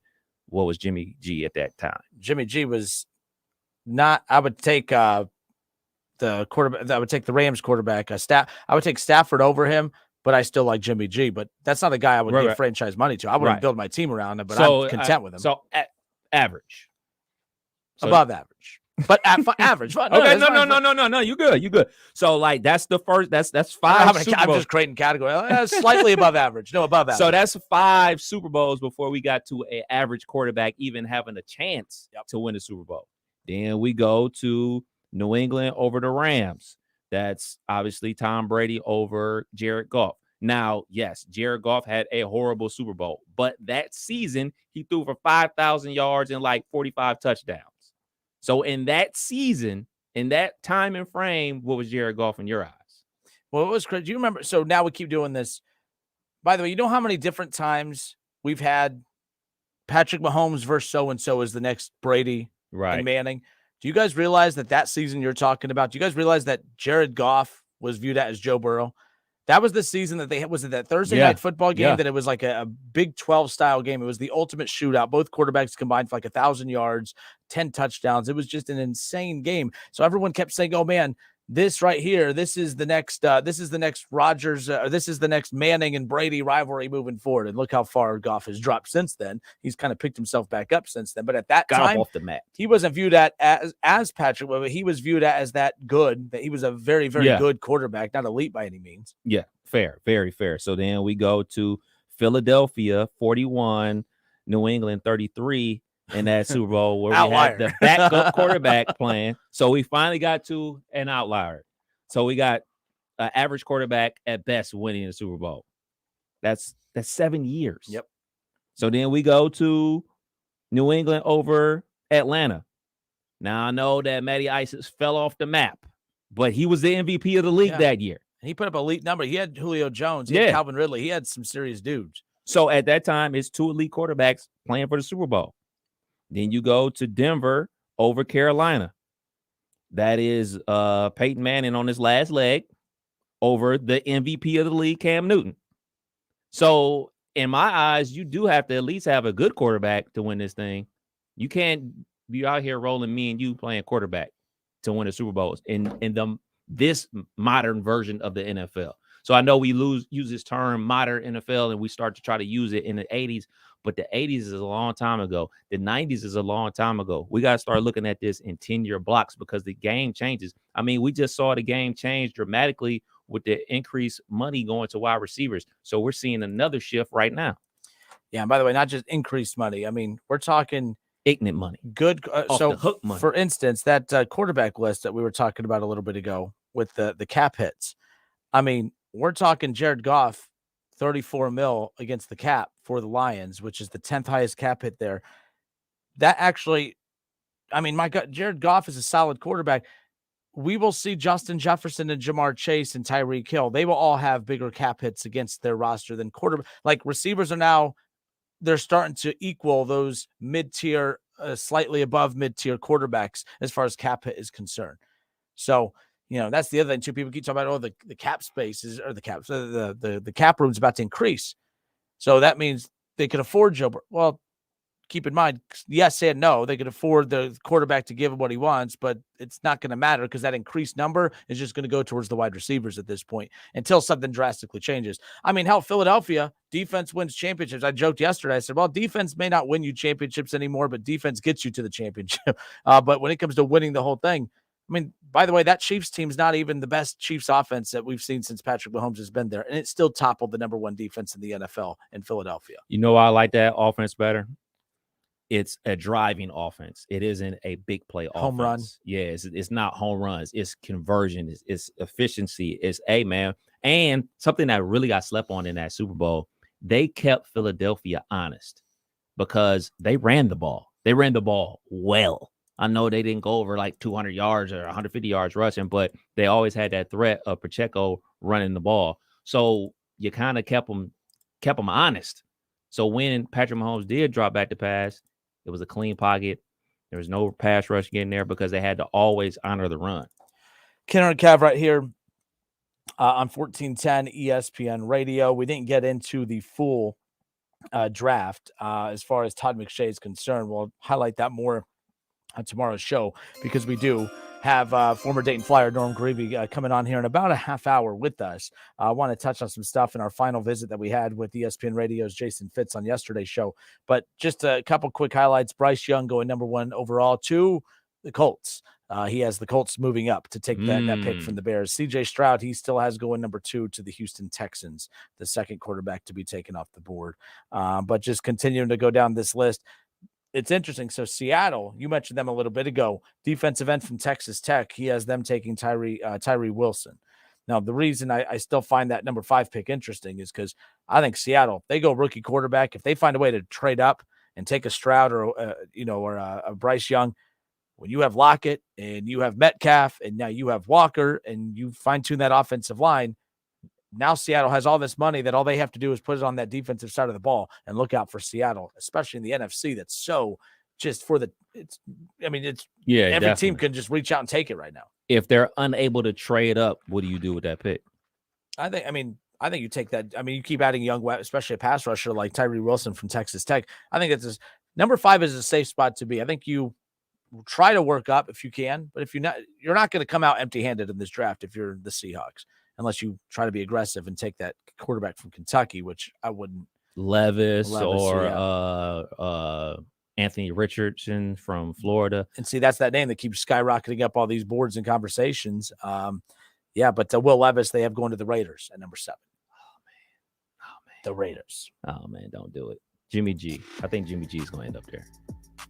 Jimmy G over in Seattle would be interesting too. But you think he goes to the Raiders? Yeah, probably. Yeah, going to play for. I think it's there or the Texans. But if the Texans go ahead and draft Stroud or Bryce Young, there's no need for him to go there. I think ultimately Jimmy G ends up with the Raiders. First Buckeye off the board, number 11, the Tennessee Titans taking Paris Johnson. So there we go. What about my beloved Steelers? So by the way, Joey Porter Jr. to the Patriots at number 14. The tight ends and Mayer, and my computer just died on me, going to Green Bay. Oh, going to Green Bay. Not bad. Yep. Not bad. Interesting nonetheless. More players that Aaron Rodgers won't talk to. Yeah, no kidding. Even if he gets I heard Jason Fitz talk about that on his show earlier. You got to think, you're a team like the Raiders and you bring in Aaron Rodgers and he's completely, he is against off-season workouts and working with teams in the off-season. And it's not because he hasn't had to in Green Bay. This is the youngest roster he's played on in forever, and he refused to work with the young players. So if you go to Las Vegas and, hey, we need you to work with these guys, to start getting some camaraderie. No. He'll be at Burning Man. Are you familiar with Burning Man? No, I just learned what bite the curb means. So Well, Burning Man is a festival that happens in Nevada, and they're like in the desert for like Coachella. No, this ain't Coachella. No, I mean like Coachella, Kinda, but like they're living in the huts, they're pooping in sand pits, they're just like one with the earth, with concerts and things of that nature. That's hippie dippy West Coast stuff, right? That's there. right up Aaron Rodgers' alley. Holy moly, he's in his week of darkness right now, or whatever that darkness retreat. Good luck, buddy. More power to you. Kenner and Cap, 1410 ESPN Radio.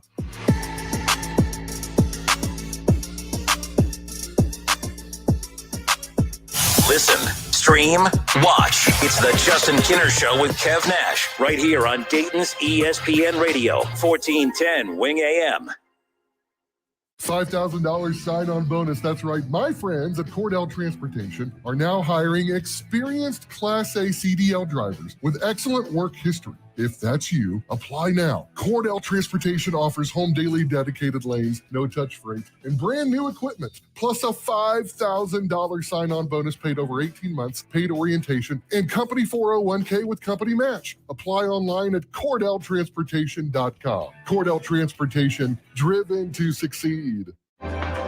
Men, women, and young adults can find health wellness services at odh.ohio.gov/RHWP. Connect with a health provider to receive services like screenings for healthy weight, cancer, smoking cessation assistance, as well as other health services. Visit odh.ohio.gov/RHWP to find and connect with a location near you to schedule your in-person or telehealth visit today.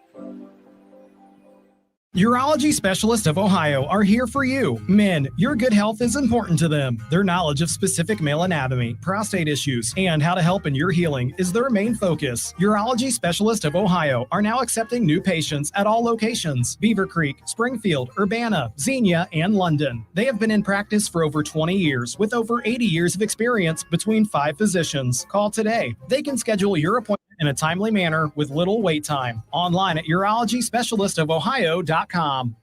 I'm Terry Krupp of Laird's Tax and Accounting, serving this area's tax and accounting needs for over 80 years. Tax season is here. We invite you to discover how we can make your tax filing experience easier. Our professional staff assures your return is accurate with maximum use of legitimate deductions. Since our founding, we have been trusted because of our knowledge of the tax code and for standing behind your return if the IRS calls. Contact us at 937-325-6571. Information at lairdstax.com.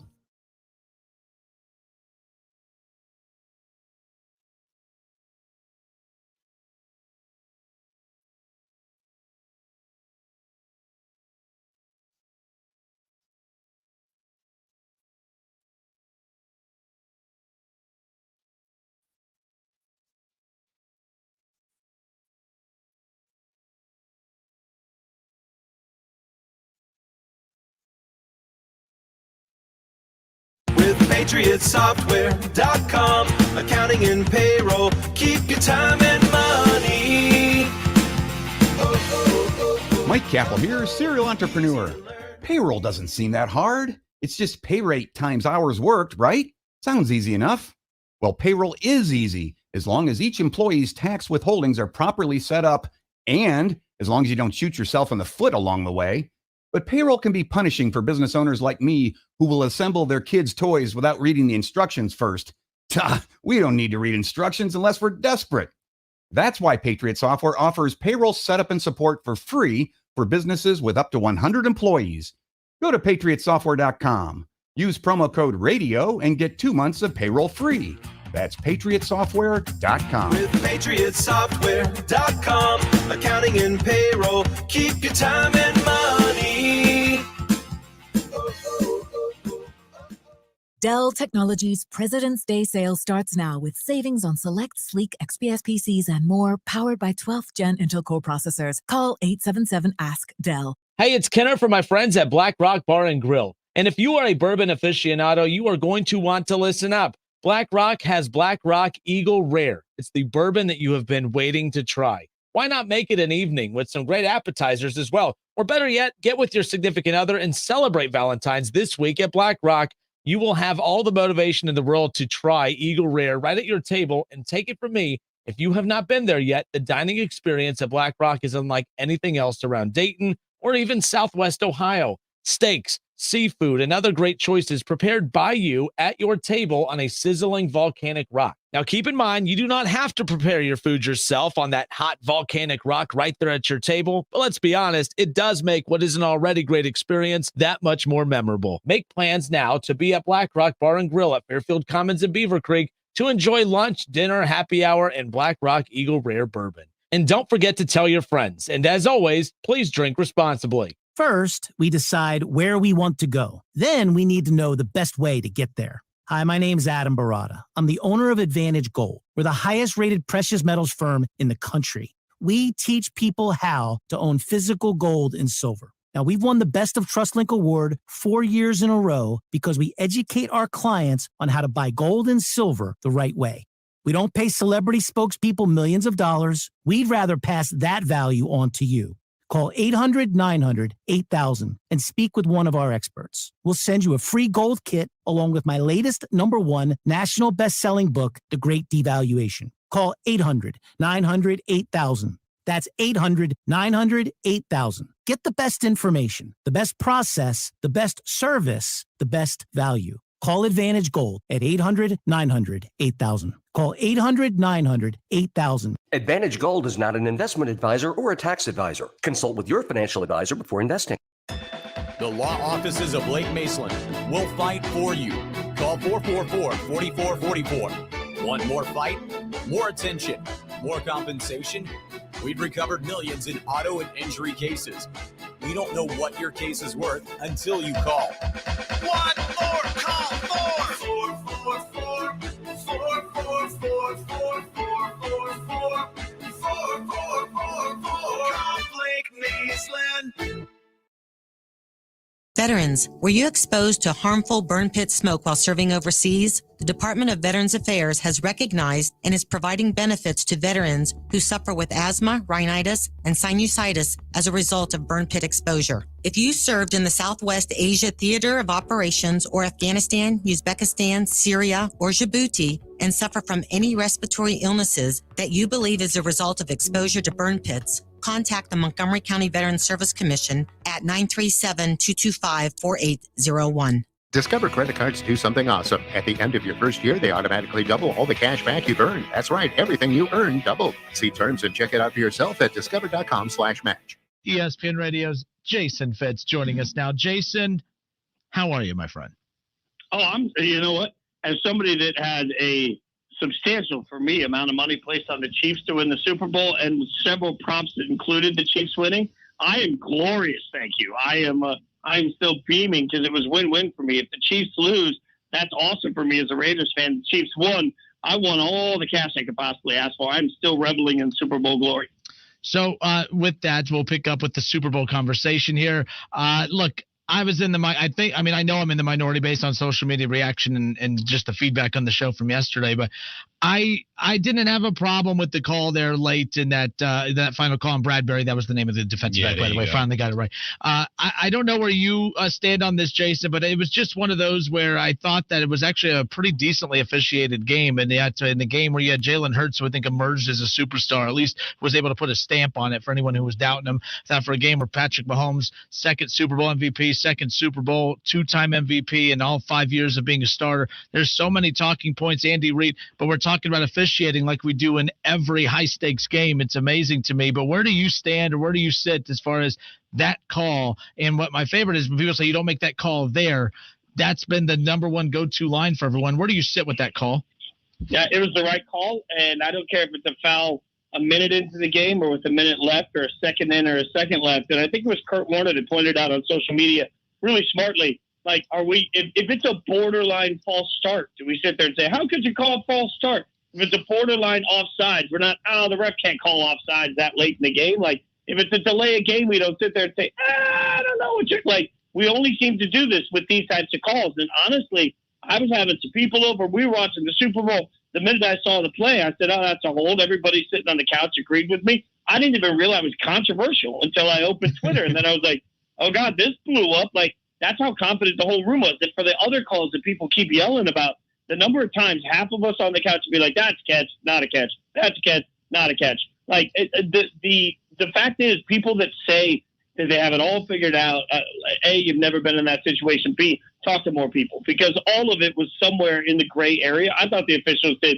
a good job, and I have no problem with the penalty. Like, do we really want officials in the moment to stop, hesitate, and think, oh, do I have to throw this flag here? No. Like, that is not – I don't want to open Pandora's box of asking officials to decide whether or not it's important to call a foul in that moment. It's already hard enough to do what they do. My God, no. We should call it like the purge in the final 2 minutes where there's no penalties. You could jump off sides. You could hold pass interference. You could actually tackle a quarterback. I mean, you could do all the stuff you're not supposed to do. We'll just call it the purge portion of the game where, hey, officials can't throw a flag there. But, yeah, that was what was driving me crazy. But I do think that there's motive behind a lot of the complaints about that, because I do think that right now the Chiefs seem to be at that stage where people now, like, they're no longer that feel-good story anymore. Patrick Mahomes, he's not the new quarterback on the block. Andy Reid, the Chiefs are that team that everyone's loving to hate right now.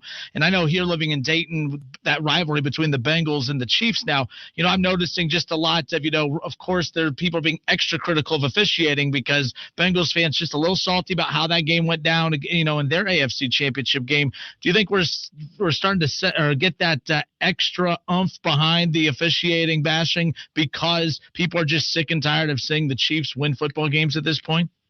100%. And to that, I'd say, sorry, get used to it. I mean, right now, the best quarterback coach combo in the NFL is squarely in Kansas City. And this was supposed to be the year. I mean, I was wrong about the Chiefs. That. I've been open about that. Like, this was the year he's supposed to catch him. I mean, Mahomes started to count significantly against the salary cap. They reinvented a bunch of their roster. Like, there's no Tyreek Hill. This was supposed to be the year that you get them, and you still can't get them. They got the best tight end in the game, one of the best tight ends of all time. They got the best coach in the game who's putting himself on that same, all-time coach combo, and they've got one of the best they've got the best quarterback in the game who's already putting himself strangely into an all-time great combo. So, what are you going to do? Just sit back, grab a drink, and get used to it, because for the next 13, 14, 15 years, we could see this. There's the Joe Burrow, Josh Allen, Patrick Mahomes, Lamar Jackson. We are seeing greatness at the quarterback position under the age of 27 in ways we've never seen in any conference in NFL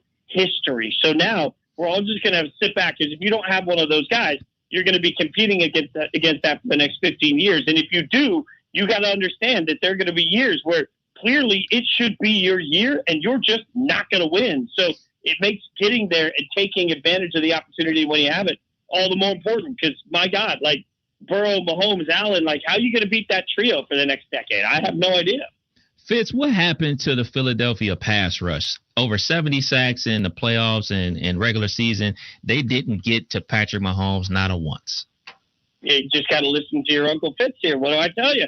Last week I told you the number one offensive line in pass block win rate. And the reason that I put all my money on the Chiefs to win this game was because the number one pass block win rate offensive line in the NFL belonged to Kansas City going into the game. Now, that's in part because Mahomes gets rid of the ball incredibly intelligently. That's in part because of play design, and that's in part because of the offensive line. But you put all of that together, I mean, I watched Max Crosby try and get after the Chiefs repeatedly. It just doesn't work. The way the Chiefs won the Super Bowl is how they won most of their games this year, where you sit there the whole time and you're like, oh, this team's got them. This team's got them. No, they don't. And that's just the way it works every single time with this team. Look at the play design on the 2 touchdowns that were within 5 yards. You got the first one coming through where the wide receiver does double motion. The corner never stood a chance to figure out what was happening there. It was an easy touchdown where Mahomes threw the ball in under a second. So how do you stop that? And then on the other one, they called the all-out blitz. The minute the snap came, he immediately threw the ball out to the flat with the running back. Easy touchdown. How do you get to somebody where they're outsmarting your coaches from the outset? A coach that is now, by the way, a head coach of the Cardinals. The losing defensive coordinator that got his butt kicked in the Super Bowl is now the head coach of the Cardinals. It's wild. You talked about the head coaches. I had another question before that, but I got to ask, what does Eric Bieniemy have to do to get a head coaching job? I mean, he is now a 2-time Super Bowl champ, offensive coordinator, but he just can't get a job. Here's the thing. Like, I talked to some people that have been around the Chiefs organization to try and get an answer to this. I've talked to some people that have coached around Eric Bieniemy. And the answer that I've gotten, and I can't speak to this with any truth because I don't know, but the answer I've been given is he's not a particularly likable dude to work with. A lot of people that have played with him, for him, or coached with him don't particularly like him, and he doesn't interview well. So when you go into, and like in country music, back in the day, it's different in the streaming world, but in country music back in the day, if you really wanted to have a number one hit, the first thing you had to do was you had to be likable so that when you went out with the programming director to have a beer and a dinner, they felt like they liked you. They wanted to play your music the next day. I believe that there are some elements of simple likability that works for certain guys to get hired. And, you know, certain coaches just have that immediate ability to get an owner to like them. From what I've heard, Eric Bieniemy lacks that. So it's never going to be about, if that's the case, it's never going to be about his resume. It's just going to be, how do you make a grandpa feel really good about that hiring decision? And my guy doesn't seem to be able to do that. I honestly think at this point, his best choice is to stay where he is and wait and become the coach in waiting. Because if Kansas City won't give him that job eventually, nobody will, right? So, like, I think that's the truth for him long term. But the benefit of that is that Eric Bieniemy, Patrick Mahomes, and Andy Reid stay together. Maybe if Bieniemy goes somewhere else and has tremendous success, it becomes undeniable. But, man, I never thought I'd say this, but I think, like, to get a head coaching job, he's going to have to take some, like, personality classes on likability from what I've heard, and that sucks. Flipping it back to the game, what did you think about Jalen Hurts' performance? The masterpiece. Like, Jalen Hurts went out there and, like, he went out there Scrooge McDuck style and just said, give me all the coins. I will sleep in them for the rest of my life. Like, my guy's going to get bag after bag after bag after bag. And the funny thing is, you know what he's trying to do, and he just can't stop it. Like, it is interesting because Spag spent all that time. Steve Spagnuolo, the defensive coordinator for Kansas City, spent the bye week talking to coaches about how to stop the RPO. And I thought they did a nice job in the second half of figuring out how to slow down the RPO. But, man, Hurts' ability to throw the football like that and then still be the leading rusher in a game where he wasn't getting a lot of help. I mean, I really thought that Jalen Hurts told everybody, hey, you had 2 weeks with the smartest coaching staff in the NFL to slow me down, and you really can't do it. I mean, I know the fumble for 7 was a big deal. I'm not taking anything away from that. He still put up 35 points on that offense with that team. I think Jalen Hurts is a superstar at this point. And, you know, for everybody that spent time doubting him, they can doubt him from a distance while he's in his private jet for the next 10 years because he's earned it. Yeah, that was what was wild about that game was that obviously, you know, everyone's talking about Patrick Mahomes and kind of where he is at legacy-wise now with his second Super Bowl MVP to go along with his 2 regular season MVPs and only, 5 years as a starter, 6 in the league. Everyone was focused on that, but I'm like, man, the quarterback on the losing team, I think he outplayed Patrick Mahomes, but at the same time, I think the quarterback that gained the most from that game, I think we look at Patrick Mahomes. I think even if he loses that, we still look at him as, already an all-time great and yada, yada, all that fun stuff. But I think what Jalen Hurts did was I think he finally just put that stamp of approval, I guess, if you will, everyone that was doubting him. I said afterwards, I'm a huge Jalen Hurts believer now. And I wasn't a huge doubter before, but I wasn't super high on him. I'm a huge believer in him. I thought that of the 2 quarterbacks, yes, one won Super Bowl MVP, but I think the guy that gained the most from that game as far as what it does for his future, I think Jalen Hurts gained the most from his performance in Super Bowl 57. Yeah, and think about this for a second. I hadn't thought about it until you're saying that, but I agree with you. I think the legend of Jalen Hurts grew. I think last year the legend of Joe Burrow grew in a Super Bowl loss. I think the year before that, watching Patrick Mahomes get absolutely annihilated because his offensive line was garbage against Tampa, somehow the legend of Mahomes grew. Like in the last 3 years, the Super Bowl losing quarterback has actually become more of a phenomenon in the league-wide conversation. It's interesting. I'd never thought about it until you just mentioned it, but there is some sort of like underdog, can this guy get it done mentality that happens from it. Like Jalen Hurts lost the Super Bowl, and I feel like there are more people today that respect Jalen Hurts than there were a week ago. That's crazy. So Nick Noth on Facebook, he messages in and he wanted you to know that you're not giving enough credit to Joe Burrow, who got all the way to the AFC Championship game with no appendix. I mean, come on. Look, I've said this, like I was the one that said I would take Burrow over Mahomes before the AFC Championship game, to which I'm still getting destroyed by my peers on. there's something about the way Joe Burrow plays.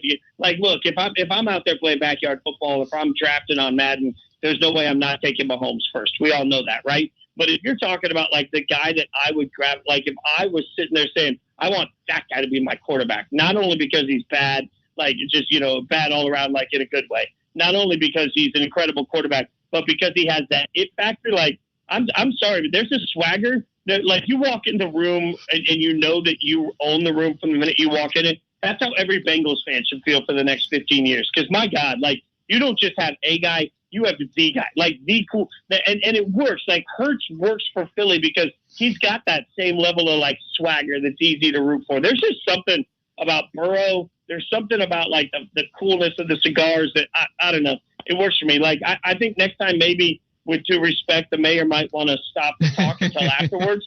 But the quarterback, man, give me Smoking Joe any day. A Grapefruit's Burrow, I'm all in on. So Derek Carr got released by your Raiders. Where does he end up?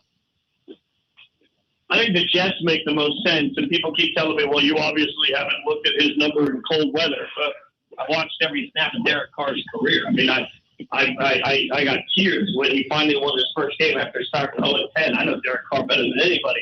I also know that when you move from, a place like Nashville or Vegas to Connecticut, that you get used to cold weather when you live in it. So I think the Jets make a ton of sense because you get great young weapons. You get a pretty good offensive line that can get better, and he gets a defense that's top 5 in the NFL. Like, here's the thing. I think the Raiders had to move on from Derek Carr. This thing was done with them. He reached his ceiling with the organization, and when you're competing against Mahomes, Derek Carr ain't going to beat Mahomes more years than not, right? But that being said, I also think Derek Carr can win a Super Bowl. I think on a team that has talent around him, he can be a top 12 quarterback in the NFL, and a top 12 quarterback on the right situation is a Super Bowl winner. So I think the Jets make sense. I think the Washington Commanders make a ton of sense with their young weapons and a good defense. I think the Colts would make sense, but it would be stupid for them to bank on another retread quarterback. So I don't love that one. Tampa Bay has absolutely no option. I think that makes sense. Dennis Allen with his relationship in New Orleans makes sense. But if he wants to win right now, Washington and the Jets both provide him the opportunity to do that. And by the way, guys, I think there's going to be a bidding war once he hits the open market. Like, I think we're sleeping on what the value is. Like, I don't have any inside information on this, but I think Derek Carr ends up being a $40 million a year quarterback because he's out at a time when there's 13 teams that need a quarterback and only 1 or 2 of them that are worth getting. Jason, speaking of, quarterbacks and money, and that makes me think of Lamar Jackson and the Baltimore Ravens. Reports over the weekend come out that, of course, it sounds like the Ravens are leaning towards, slapping the franchise tag on Lamar Jackson. And if, obviously if a certain amount of picks kind of allure them a little bit, like they could potentially lead to a trade. A couple of weeks ago, I think it was Mike Tannenbaum that brought up the fact that the Bears should, move on for Justin Fields and all that type of stuff. The one move I look at that it's not the worst thing in the world. The Bears have the draft capital and the money to do it, to trade for Lamar Jackson. And then the Ravens, of course, they can get that number 1 overall pick, draft a quarterback, reset their quarterback time clock and all that fun stuff. Do you see Lamar playing in Baltimore next season? And if not, where do you see him? I like the Bears or some of these other options, but is he with the Ravens next year, in your opinion? The Bears, I hadn't thought of it. It makes a lot of sense. Also, by the way, the Texans at the top of the draft make a lot of sense. I think Harry today made a good point for Indianapolis and why they could make a lot of sense, especially given the fact that Shane Steichen, the offensive coordinator from Philly, who just had so much success with Hurts, becomes their head coach. But I would think if the Ravens are going to trade him, they want him to go out of the AFC. That would only make sense to me. Will he play is a really good question because they can franchise him all day long. But, if you're Lamar Jackson and you're taking care of your money, nobody can force you to play. And an interesting point that I think Dominique Foxworth made is that so often players have agents. And when you have agents, maybe your agent is going to talk you into, you got to get in there and play because they don't want to hurt the relationship with other players as well. Because Lamar represents himself and doesn't have anybody to answer to, if he just wants to take the 1 year of huge money he made this year and sit and wait out the Ravens, I think he can. So, there's a real interesting moment in the Ravens offensive coordinator hired today because they hired the offensive coordinator from University of Georgia. Well, to me, that says you want somebody that knows young quarterbacks, right? Like, you want to talk about somebody that knows Bryce Young incredibly well, that knows Will Levis incredibly well, like coached against them offensively or not, in the college level, coached against C.J. Stroud in the college football playoff. Like, you want to talk about somebody that knows college quarterbacks. The Ravens just hired an offensive coordinator that knows college quarterbacks. So I wonder if they are sending us a message. But I think moving on from Lamar Jackson would turn out to be one of the stupidest things any organization has done in a generation. Lamar Jackson, go back and watch the Louisville tape with Bobby Petrino. Did he have accuracy issues? Yes.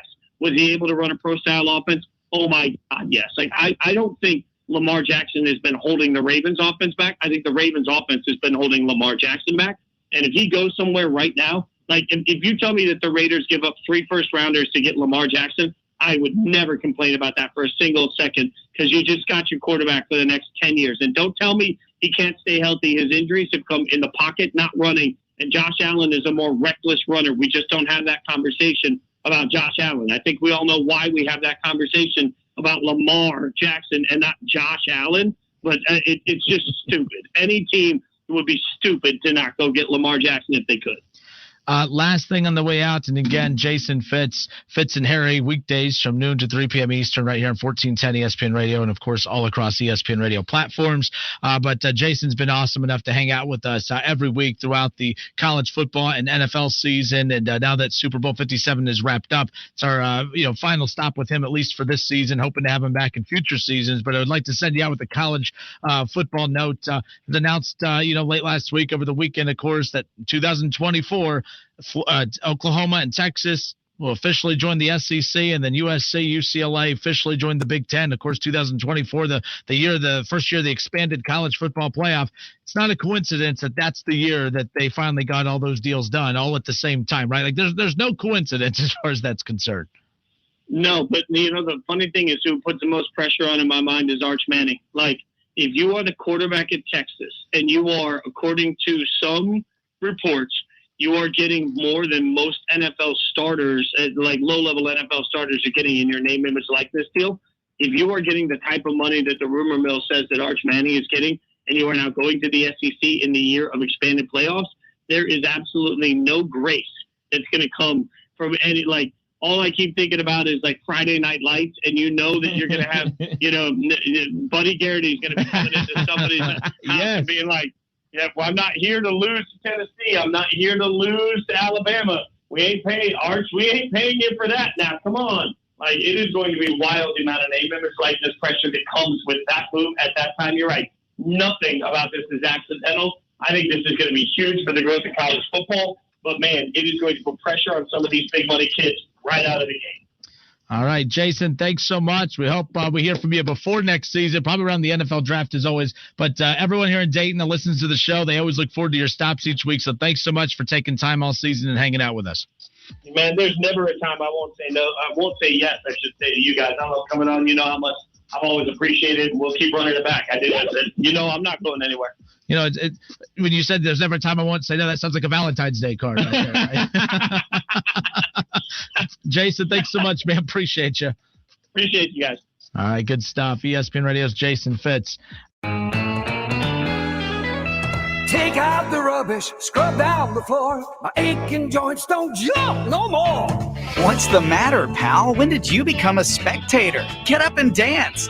What's that? Your head says yes, but your sore joints say no way? Oh, not like you to stay on the sidelines, pal. Stumble up the stairway, shuffle down the hall. These aching joints are sore. You don't have to take joint pain sitting down. For sore hips, knees, shoulders, elbows, even ankles, wrists, and back, new treatments and surgical procedures can restore joints and help get you back in the game. The joints don't jump no more. The joints don't jump no more. To find out how to keep healthy joints healthy and make sore joints feel good again, visit orthoinfo.org. A public service message from the American Academy of Orthopedic Surgeons. The joints ain't sore no more. I still got it. My family struggled throughout a lot of my childhood, and it was assumed that while I would go to college, I would have to pay for it myself. Charlie didn't know how to get the money she needed for college.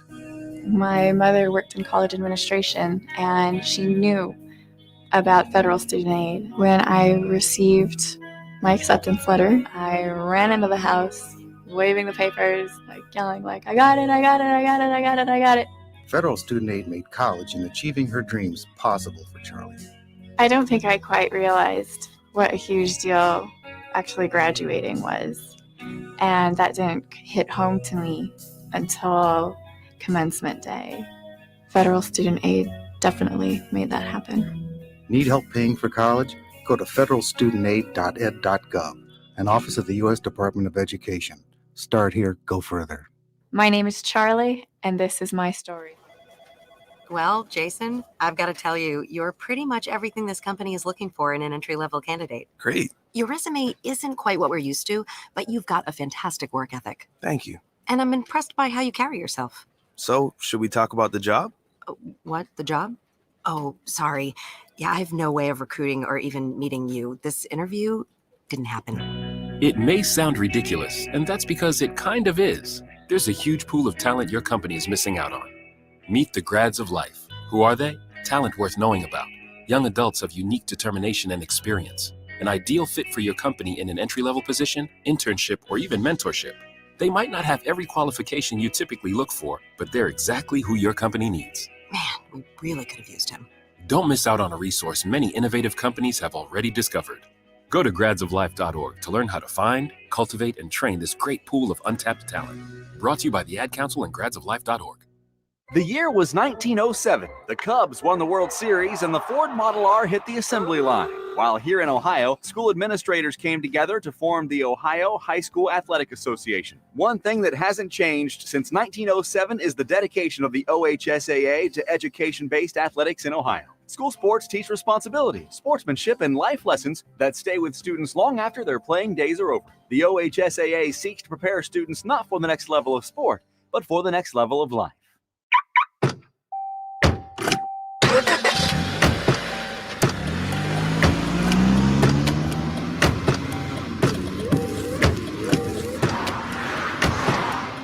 Driving has a rhythm all its own. Don't wreck it with a text. Before you get behind the wheel, silence your phone. Or better yet, designate a texter. For more text-free driving tips, visit stoptextstoprex.org. Brought to you by the Ad Council and the National Highway Traffic Safety Administration. ESPN 1410 Wing AM weather. Our forecast, cloudy and 33 tonight. Rain in the forecast Thursday, high of 35. Becoming partly sunny Friday, but cool, high of only 29. I'm Rick Stremp for 1410 ESPN Radio. Here at Roosters, we're not just a fun casual joint.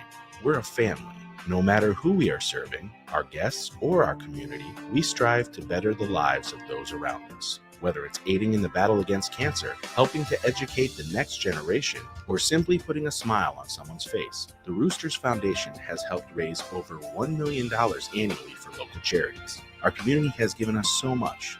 This is the least we can do. Roosters, we're a fun casual joint, but so much more. I'm Martin Hoke, the inventor of Navage Nasal Care, and I love Navage. I've told you about how your nose is the body's air filter, that Navage's powered suction will help flush out allergens, viruses, mucus, and germs, and that Navage will help you breathe better. But what do other people say about Navage? Like Tara, quote, "My doctor wanted me to do saline rinses for my allergies, but I've never been able to successfully use a neti pot. Navage uses suction power, so it's foolproof. There are nights when I'll have particularly bothersome allergies. I'll bust it out, and the results are immediate. It's such a relief. It's become a lifesaver," unquote. She's one of over 100,000 online reviews praising Navage, the all-natural solution trusted by over 3 million people to help you breathe better, sleep deeper, snore less, and stay healthier without drugs. Navage is available at Walmart, CVS, Walgreens, Target, Rite Aid, and online. Navage, N-A-V-A-G-E, clean nose, healthy life. Finding great candidates to hire can be like, well, trying to find a needle in a haystack, but not with ZipRecruiter. Its powerful technology actively finds and invites qualified candidates to apply to your job. So while other companies might deliver a lot of hay, ZipRecruiter finds you the needle in the haystack. See why 4 out of 5 employers who post a job on ZipRecruiter get a quality candidate within the first day. Try ZipRecruiter for free at ZipRecruiter.com/free. That's ZipRecruiter.com/free. Without the ones like you who work tirelessly to keep things running, everything would suddenly stop. Hospitals, factories, schools, and power plants, they all depend on you. No matter the weather, emergency, or time of day, you're the ones who get it done. At Grainger, we're here for you with professional-grade industrial supplies. Count on real-time product availability and fast delivery. Call, click Grainger.com, or just stop by. Grainger, for the ones who get it done. Do you have an old sports program, baseball, photo, ticket, or game-used equipment just collecting dust? Sports Investments wants to buy your sports memorabilia. They're also interested in old sports cards and also buying political, aviation, and entertainment items. Bring your collectibles to Sports Investments and get a fair value on the spot. If you decide to sell, they'll pay you immediately. Sports Investments is the largest buyer of memorabilia and cards in the area since 1993. Sports Investments also feature the best selection of autographed memorabilia, sports cards, and other collectible items for sale, including all your favorites like Tiger Woods, LeBron James, Joey Votto, the Bengals, the Browns, the Big Red Machine, UC, XU, UK, NKU, UD, Louisville, Notre Dame, and Ohio State, just to name a few. You'll enjoy the experience of dealing with the Walter family. Call them at 513-891-5000. Email adam@sportsinvestments.com or visit them on Montgomery Road, right off I-275, just 40 minutes from WING. If you're looking to obtain a quality education at a low price, look no further than Clark State. With over 160 degrees and certificates available, Clark State has a path for you to reach your goals. Our tuition rates are one of the lowest in Ohio, so getting that degree is easier than ever without breaking the bank. For more information about Clark State, visit us at www.clarkstate.edu. Research shows listeners prefer a personalized experience. So to help you remember, Liberty Mutual customizes your home insurance. We personalized this ad for Amber, who really misses boy bands from the 90s. Hey girl, I'm the cute one, here to tell you how Liberty Mutual customizes your home insurance so you only pay for what you need. I'm the heartthrob. The only thing I love more than you is saving. And I'm the other boy in the band everyone forgot about. Only pay for what you need at libertymutual.com. Liberty, liberty, liberty, liberty. What's for dinner? Burgers? After last week, no thanks. Avoiding foods due to fear of diarrhea, gas, bloating, stomach pain, or loose, oily stools? It may not be just stomach issues. It could be EPI, or exocrine pancreatic insufficiency. EPI can cause uncomfortable symptoms because it's a condition where the pancreas doesn't release enough digestive enzymes to break down food. But EPI can be managed. Use the symptom checker on identifyepi.com and talk to your doctor about your symptoms. That's identifyepi.com. Sponsored by AbbVie. AC or heat problem? It's BOGO season, baby. Invest in a 16-SEER AC unit and get an 80% furnace completely free. Just pay labor and permits. Call Drake Heating and Air at 937-472-0640.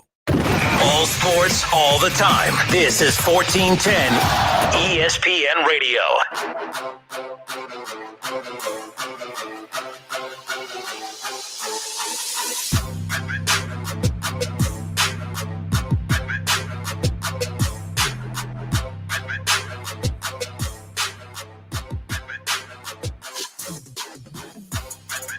Justin Kinner back with you here on Dayton's ESPN radio station, 1410 Wing AM. That was ESPN Radio's Jason Fitz. He jumped on with us yesterday. In fact, throughout the entire NFL college football season, we always spend every Tuesday with Jason Fitz. And yesterday was his final stop of the season with us. He'll join us again starting next season for college football, NFL. The Super Bowl. I love the Super Bowl, but it's always the sign of, that's it. That's the bow on football season, unless you guys really get into the XFL and all the other football leagues out there nonetheless. But again, we welcome you back. Hour 3. It's the Justin Kinner Show with Kev Nash on 1410 ESPN Radio. Every Tuesday we have Jason Fitz on, but every Wednesday we got our good friend Mr. Norm Grevey, former Dayton Flyer. How you doing? And there was a stretch where I'm like, oh man, this is gonna be a rough Wednesday every week. I mean, Dayton wasn't looking good for a while, but you got your smiles back, a little more pep in your step. Dayton coming off a huge wins over two of the top 3 teams in St. Louis, of course, and obviously VCU. They're playing really good basketball right now. Playing great basketball, and they won the rebounding war, and credit to the team and the coaching to stay together after a couple of tough losses. I don't think anybody expected them to they felt like they could win, and it was something we had talked about, a revenge factor game, how they lost the first time against VCU, but this team's together, and I think they just got to take one game at a time. They've got 2 wins against 2 of the top teams in the league, in St. Louis and VCU, and it was a you could arguably say it was a dominating performance in both games, even though the VCU game was a lot closer. Dayton was up 19. Missed some free throws. Up 19 against St. Louis in a physical game, and they won the rebounding war both games. And as this tandem of Kamara and Deron Holmes continuously is wreaking havoc in the A-10. So you go back to January 25th, which wasn't that long ago, which is crazy. It seems like for that Rhode Island game seems like forever ago, but that's when, they experienced that tough loss on the road. Don't feel good about it. You come home, you punch Richmond in the mouth at home. You hold off last place Loyola in overtime, but you come away with the win. Still kind of real and like, man, we should be taking care of business more against Loyola. And that loss at St. Bonaventure, there was no reason to, I shouldn't say no reason to feel good about who they were heading into, but it almost felt like, man, you're heading into on the road at VCU, St. Louis right after that. I mean, the season they were 1-3 in the league on the road. Yeah, and I'm not saying the season would not have been over because it all comes down to that conference tournament. But I think morale would have been probably at the lowest it would have been in well over a decade. And for Dayton to kind of regather themselves, and all of a sudden get that win at VCU, and then of course take care of St. Louis, winning by 14 at home this past Friday night. I mean, and then you add the fact that they've had a week off now. You had this entire week to kind of, build off of what you just established this past weekend. I mean, Dayton basketball right now, this is the best that we've seen them play in quite some time. They're able to shake off some of those tough losses. But, I mean, even the most optimistic Flyer fans out there, I think, are happy about that 2-0 stretch against VCU St. Louis, but also a little surprised as well because you never know what to get with this team, but you know what they're capable of. Well, primarily the injuries that we've had all year long has affected lineups. It's affected roles. Well, a lot of guys have come back now. They've been back, a good Kobe Elvis. Each game seems to have his bounce a little better. Obviously, we've talked about Malachi throughout the year and his battles of injuries on both ankles, missed tons of time, both of them, so right now this is January for them as other players are starting to wind down. They still have a lot to play for. They're getting healthier each week, but really I would have to say the 3-point shooting for the Dayton Flyers has been, the offense has improved dramatically. Kobe Berea right now, open, is one of the best shooters in the country in my eyes. And I think him, getting more playing time, played almost rock solid, at VCU and was rock solid against St. Louis. And really he's the silent warrior, the silent assassin, and he's starting to get his confidence. And I think this team with the inside out abilities right now, they've got a lot of bounce in their step as a team. Former Flyer Norm Grevey with us here in studio, right here on Dayton's ESPN radio station, 1410 Wing AM. Talked about the dominant duo of, obviously Tumani Kamara and obviously Deron Holmes. Tumani Kamara, though, I mean, we've seen glimpses of dominance from him throughout this. He's been a very, very good player all season, but we've seen glimpses of dominance throughout. He was dominant last week, and because of those performances against VCU and St. Louis, he was named the A-10 player of the week. He averaged 21.5 points, 12.5 rebounds. He shot 70% from the field, and 4 or 5 from behind the 3-point line. I mean, he did everything against VCU and St. Louis last week.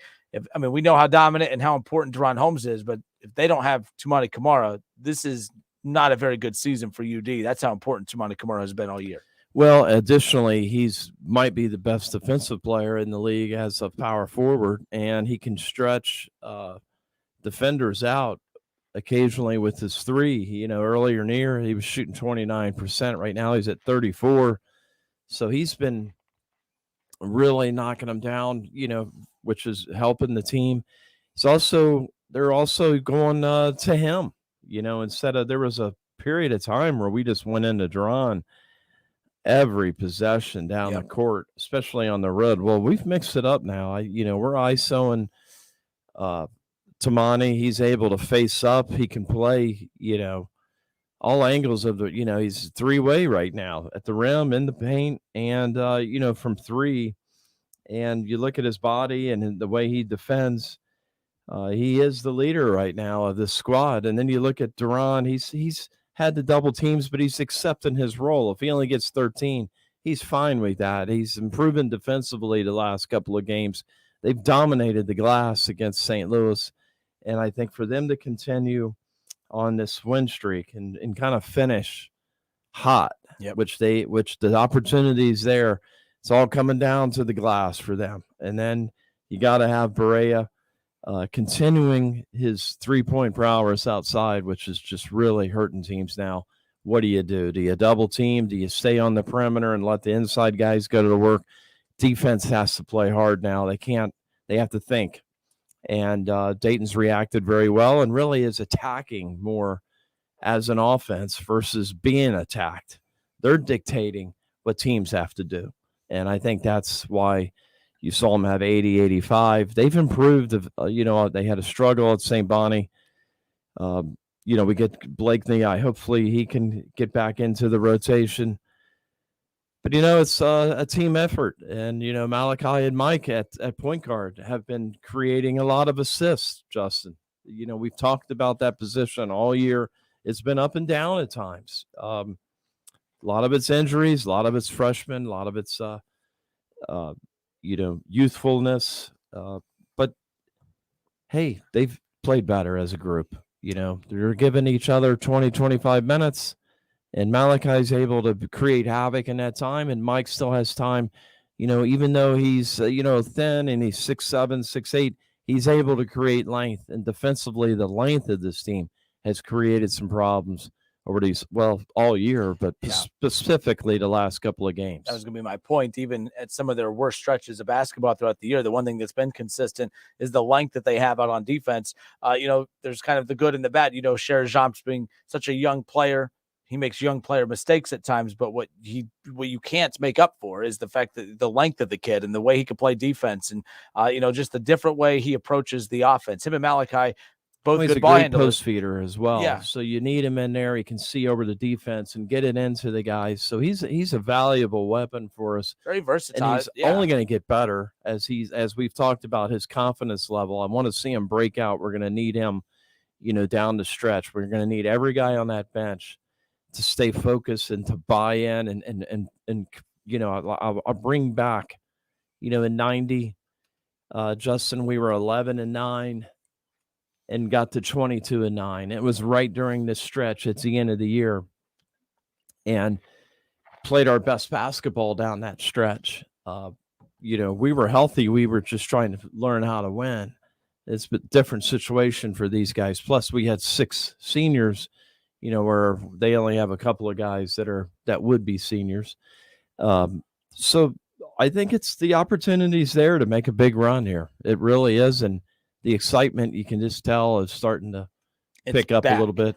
And having this week off was great as well, just to prepare, give the guys a rest, get in the film room, work on your own game a little bit, lay off each other, and get after it today and tomorrow for Friday's game. Yeah, again, on the road at Loyola Friday night. We'll talk about that more coming up in a moment. But Dayton in a season that's just so up and down and at times feels like, man, this season's not what we expected. The expectations were so high coming in, as we've talked about each and every week, that it's made it hard to enjoy that even when the team's playing good basketball, all fans could think about is, there is no more but, because the reality coming in was that there was expectations for top 25 at large, but that reality's changed, and for who they are and what the expectations are for what they need to do to get to the NCAA tournament. Right now, they're playing their best basketball, 9-4 in the A10. Only they're a half game behind VCU right now. And I talked about St. Louis, VCU, and Dayton, the 3 top teams in the A10. I'm just not used to including Fordham in that conversation. I feel like I need to rinse my mouth out. How about the job? You look at Fordham right now. What the way that they've turned that program around. The reason I'm complimenting the program, yes, part of that turnaround as well. But the A10, they've had programs that have not been able to, contribute what they're expected to do. So to have Fordham step up this season and be a threat, it's huge. Pretty big. Yeah, that's a great point, because we've talked about the A10 eye test. We'll look at the eye test here later. We'll get in depth on that throughout the country. But just looking at the A10, I think right now you look at that conference, and they should have the teams on an eye test, I think, would be a 2-bid league. But we don't know what's going to happen down the stretch. But our point is, I really do think 16 straight years we've had multiple bids in the A10, and we've had a big coaching change in that league. Many coaches with Archie and the coach from South Carolina at UMass. You've had the GW as a new coach. He's a great blank on some of these guys' names, excuse me, but and St. Bonnie's, was right up there. Was a league champion and lost all their players to transfer portal.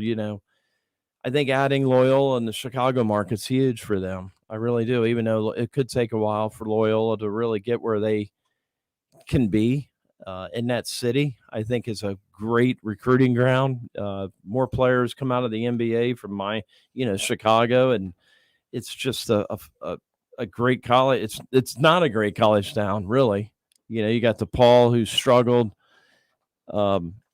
but it's a great recruiting fertile ground, and I think and for the market there. So it's a good pull in. But you're right, it's up and down this year in terms of league. But overall, I think the teams. You can't say this for every league, but you could say this with the A10. I think the mid-tier teams have improved since the beginning of the year. Yep. You still have your VCUs, Dayton's at the top. Right. Like you're used to seeing those teams, but You the didn't middle of the expect league, Fordham, but the middle of the league has become very competitive, not surprisingly so. But you looked at the RPIs and the Ken Palms early in the year, and it looked like these games are going to be cakewalks. And it's not. They're Division I players at a high level, At a high level, let's face the facts. Every team looks the same out there to me. You can't tell if it's SCC. You can't tell if it's Big 12. You can't tell if it's Big 10 or, at least most of the teams in the A10. You can't tell if they didn't have a jersey on where these guys are coming from, what league they're in. The athleticism is incredible.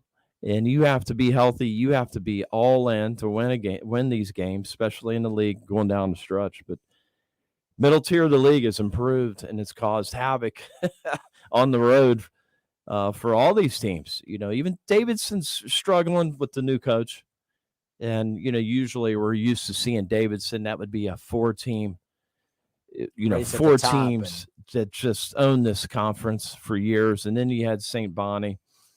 George Mason's a team that I think that should be better, Justin, I do. And I think GW is on the rise, especially with what they have in the backcourt. They got an all freshman on their squad. They got the leading scorer of the A10, Quisenberry from he's from originally Tecumseh, I think, went to Wayne. Yep. Playing great basketball. Their guard play against us at Fordham was not very good. Deron Holmes just completely dominated that game. That would be a much tougher matchup, I think, because they're playing with good confidence. Their guard play didn't play well. They didn't hit shots. That's not going to happen every night. So interesting league this year, but it's there for Dayton. Dayton, 5 games remaining here in the regular season. Again, half a game out of the A10. They'll be back in action coming up Friday night, 7 o'clock on ESPN2. They'll be on the road for 3 of their final 5. Their next 2 at Loyola, at UMass, and then they'll have George Mason and LaSalle to close out the home portion of the regular season. Loyola just beat UMass. Yep, and then UD will be at St. Louis on March 3rd. That'll be the final game of the regular season. It could potentially be for that regular season crown. So that'll be very important. Night at St. Louis, and that's a toss-up game. Again, it's going to come down to rebounding. That's when it comes down to St. Louis, and that's a very tough place to play when they get that place going. So that'll be an interesting game. But these just got to go one at a time, Justin. Got to be looking at Friday against Loyola, who's going to want to shoot the 3. We got to create turnovers and use our inside game and dominate the game. Loyola's 9-16, 3-10. They did play Dayton tough just a few weeks ago at UD Arena. UD on the road now for this one on Friday night. Dayton again 9-4, a half game behind VCU. Fordham in 3rd place in the A10. St. Louis at 8-4, and them and Fordham both at 8-4, sitting right behind Dayton, sitting at number 2. All right, we'll step away for a few moments. When we come back, one thing I want to ask, really, just for Norm, in today's basketball, it's all about the guard play, right? It's all about 3-point shooting. It's all about the dominant guard play. But I can't think of a team built like Dayton where their top 2 players are the 4s and the 5s. And I can't think of any team, even in the bigger conferences, that you tune in and we know Duron Holmes, he's the name that everyone talks about, but this isn't a shot at Duron. This is just speaks to the work ethic of Tumani Kamara. I mean, who is the best player on this basketball team? It technically doesn't matter, but those two bigs on the floor at the same time, I'll take those two over any of the other top weapons in the league for VCU and St. Louis and some of the others. I think that's the X factor for Dayton down the stretch, but we're going to talk about that on the other side. Again, the Justin Kinner Show, Kev Nash, 1410 ESPN Radio, former Flyer Norm Grevey, live here in studio. Phone lines, we have those off for the moment, but you can text the studio. If you have a question for Norm, Flyer fans, text the WING studio, 937-518-1410. 518-1410. Text any questions you have for Norm to 518-1410, and I'll relay those to him on the other side for when we come back. Don't go anywhere. 518-1410. Just one more time. Just throwing that number out there. 937? Yeah, 937-518-1410.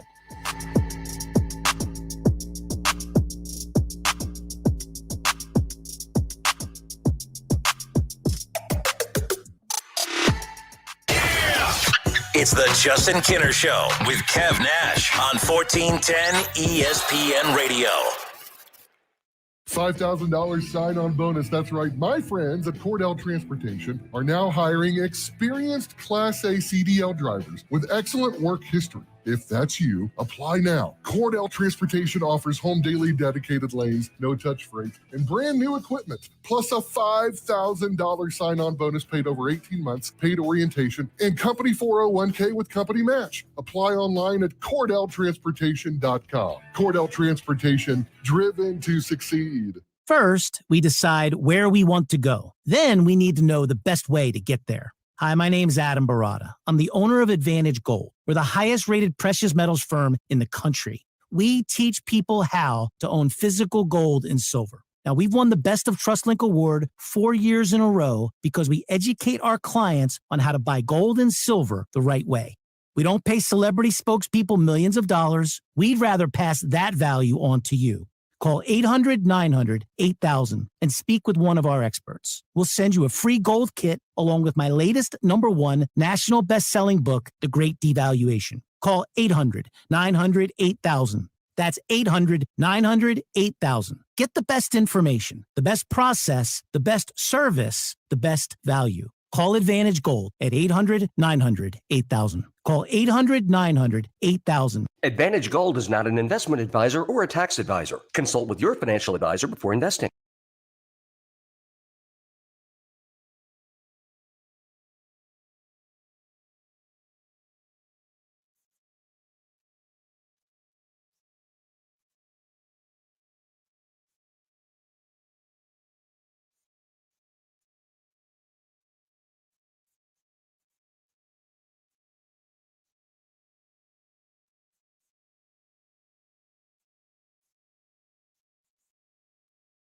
Hey there, friends. Make 2023 the year you beat Vegas. Superbook Sports gives you the chance every week to go head-to-head with the best odds makers in Las Vegas. No fancy computer algorithms, no guys across the pond setting lines for American sports, just the best team of odds makers in the business behind the counter at the Superbook in Las Vegas. Plus, Superbook features some of the best odds boosts and promo bets anywhere. So download the Superbook Sports app or visit superbook.com and start your battle against Vegas right now. Visit superbook.com for terms and conditions. Gambling problem? Call 1-800-GAMBLER. Hi, Greg McAfee here from McAfee Heating and Air.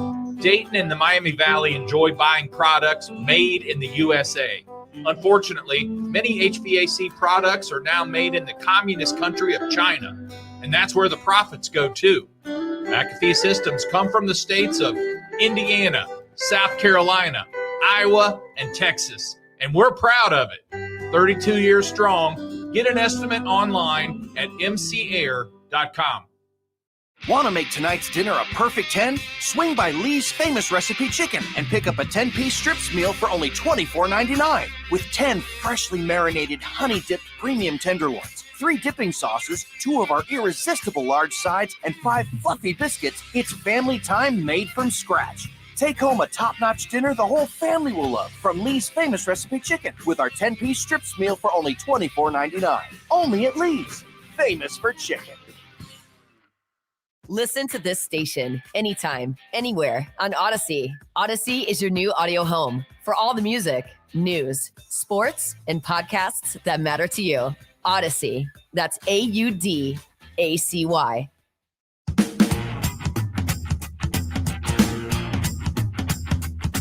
With PatriotSoftware.com, accounting and payroll, keep your time and money. Cloud-based premium accounting software and full-service payroll for up to 100 employees. PatriotSoftware.com, accounting and payroll, keep your time and money. Free battery testing, free battery charging, and replacement batteries that fit your needs. That's what makes AutoZone America's #1 battery destination. Get in the zone. AutoZone. College football playoffs, Browns, Bengals, Buckeyes, and more. Catch the Keith Fire Show Mondays at noon on 1410 ESPN Radio.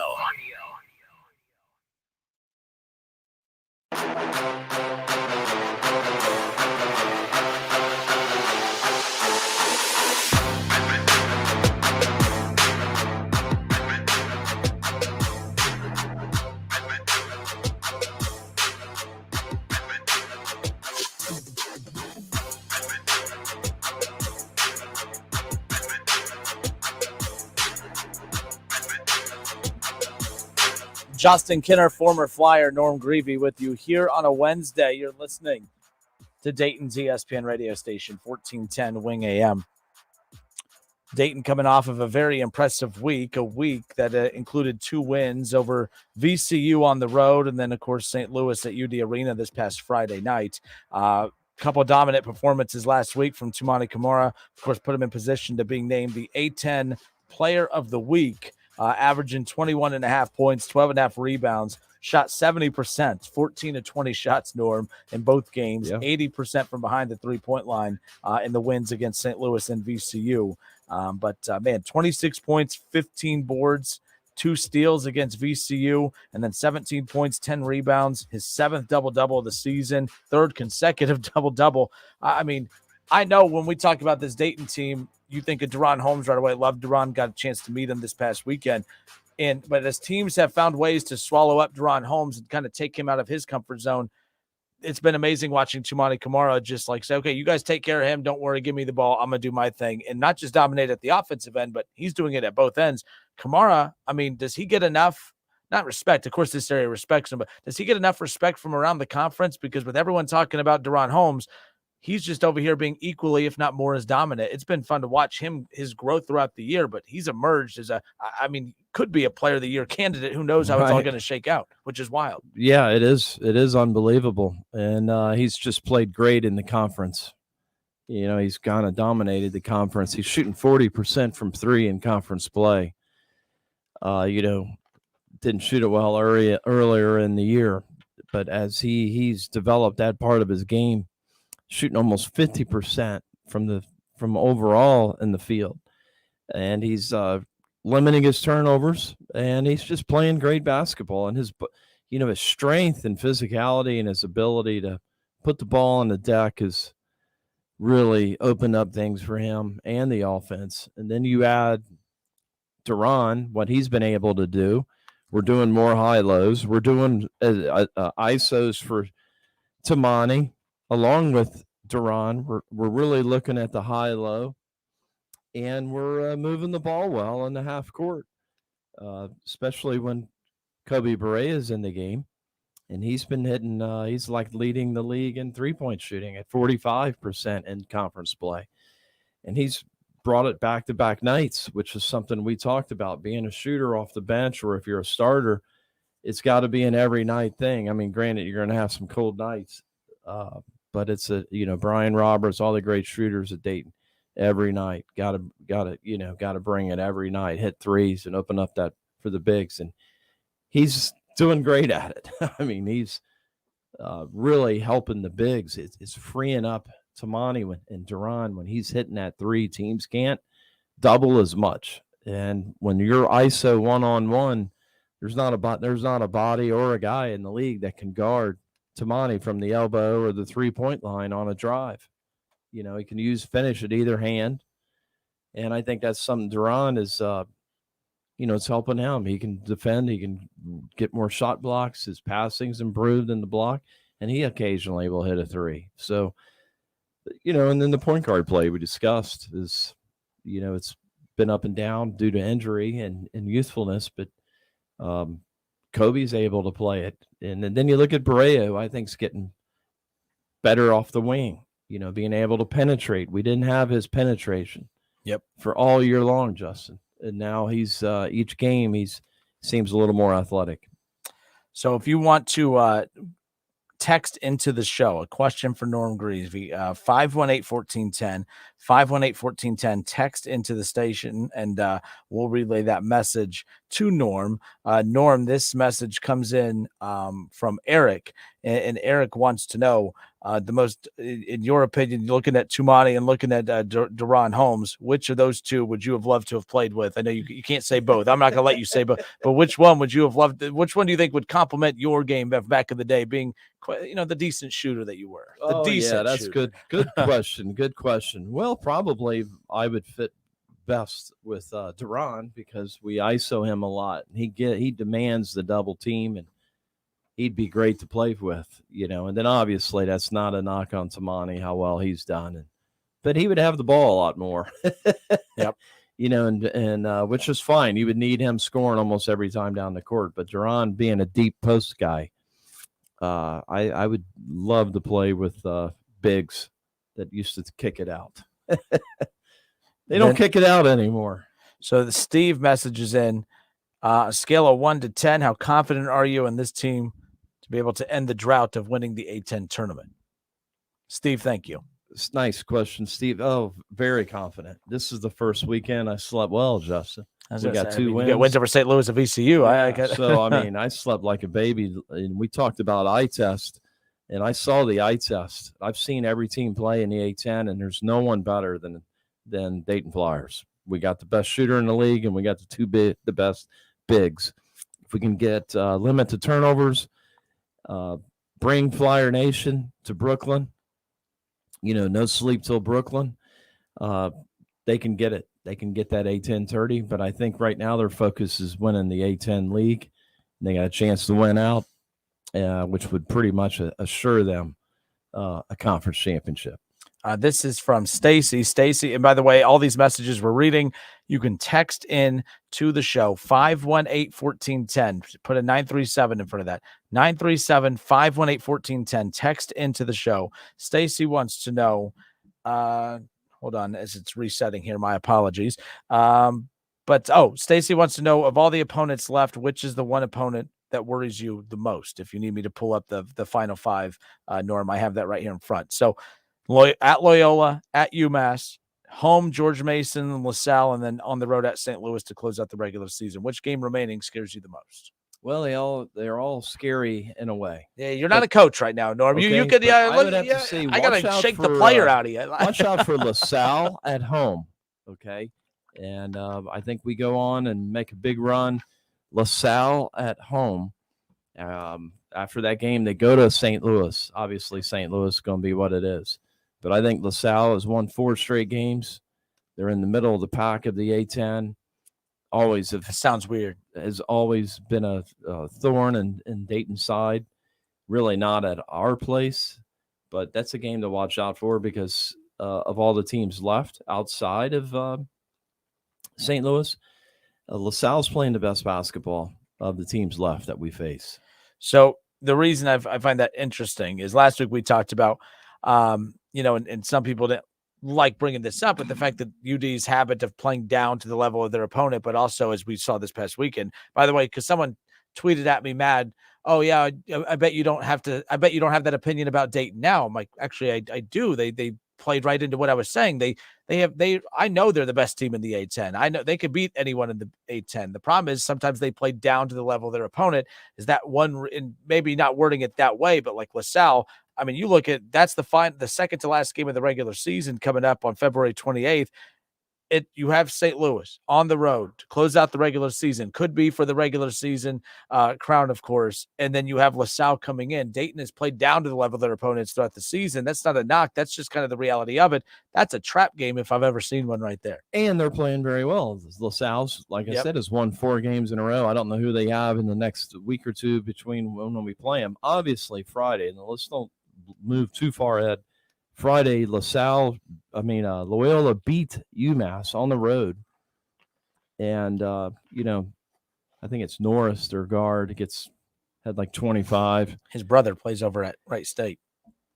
Keaton. Yeah, great But guard. the Norris kid's really good, and they have a lot of, the 3-point shooting is really what's going to be But key. they don't get a lot of steals. They turn it over. They're one of the league leaders in turnovers at 15.8 turnovers a game. Dayton's reduced their turnovers to 12.8. So when you play on the road, you got to limit your turnovers and win the turnover war. The second thing is rebounding. Dayton has really gotten better in their rebounding margin the last 2 games against VCU. On the glass, St. Louis won by 8 rebounds. So continue that. It doesn't make a difference how they shoot. You're going to win that game. Yep. If you win the rebound more and you turn it over less, you're going to win that game. So that's what I'd be focused on. Make our length. They're a 3-point shooting team.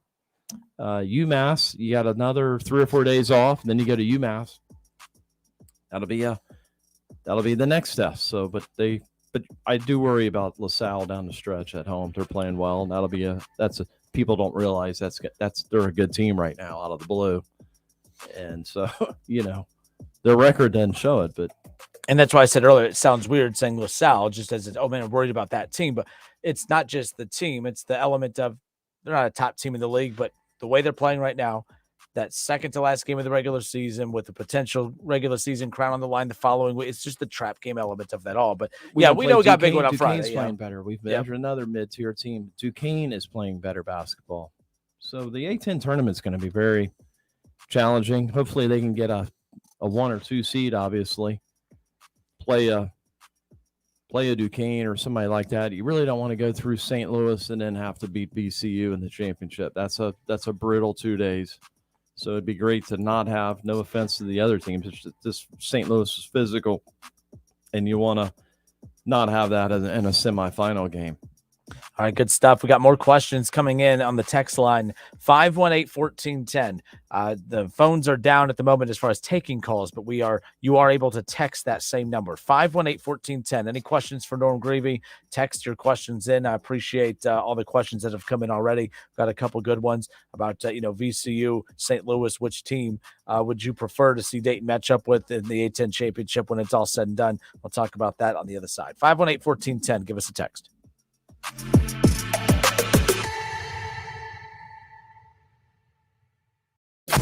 It's the Justin Kinner Show with Kev Nash on 1410 ESPN Radio.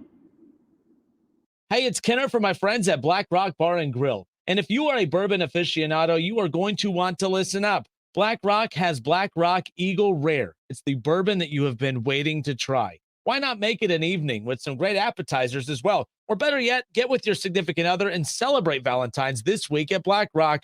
You will have all the motivation in the world to try Eagle Rare right at your table. And take it from me, if you have not been there yet, the dining experience at Black Rock is unlike anything else around Dayton or even Southwest Ohio. Steaks, seafood, and other great choices prepared by you at your table on a sizzling volcanic rock. Now, keep in mind, you do not have to prepare your food yourself on that hot volcanic rock right there at your table. But let's be honest, it does make what is an already great experience that much more memorable. Make plans now to be at Black Rock Bar and Grill at Fairfield Commons in Beaver Creek to enjoy lunch, dinner, happy hour, and Black Rock Eagle Rare bourbon. And don't forget to tell your friends. And as always, please drink responsibly. Mattress Firm's President's Day sale is here. Get a king bed for a queen price and save up to $700 on select mattresses from top brands. ESPN 1410 Wing AM weather.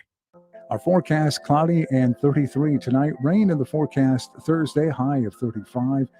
Becoming partly sunny Friday, but cool, high of only 29. I'm Rick Shrimp for 1410 ESPN Radio. You have empty office space to fill or home office to create. You know what you need. You know what you'd like. But you also have a pretty good idea after you've shopped around the usual places what you need and what you like might not happen. Well, then you haven't been to Charles Larrick's Warehouse Outlet. Nobody has their selection. Nobody has their discounts. And every week, there's something new. If you need office furniture, Larrick's Warehouse Outlet can sell it to you for half the price and below manufacturer's selected prices. Half price and below on hundreds of items. Selection from budget to the best. Really, desks from $50 to $5,000. Filing cabinets from $25 to $500. Before you go anywhere else, do yourself a favor and come to Larrick's Warehouse Outlet. With 25,000 square feet of selection, you're not going to go anywhere else. Larrick's Warehouse Outlet at 23 McOil Avenue, Dayton. Open Monday through Friday, 9 to 6. Larrick's, continuing the tradition.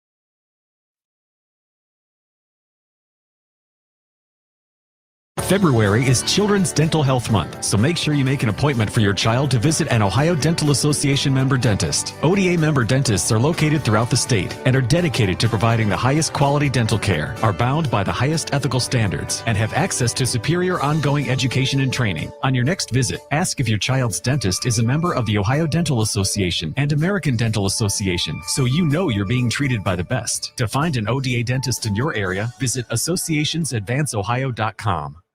Are you ready for tax season? Belmont Business Consultants and Tax Services is ready for you. If you want to come in person, it's a safe environment.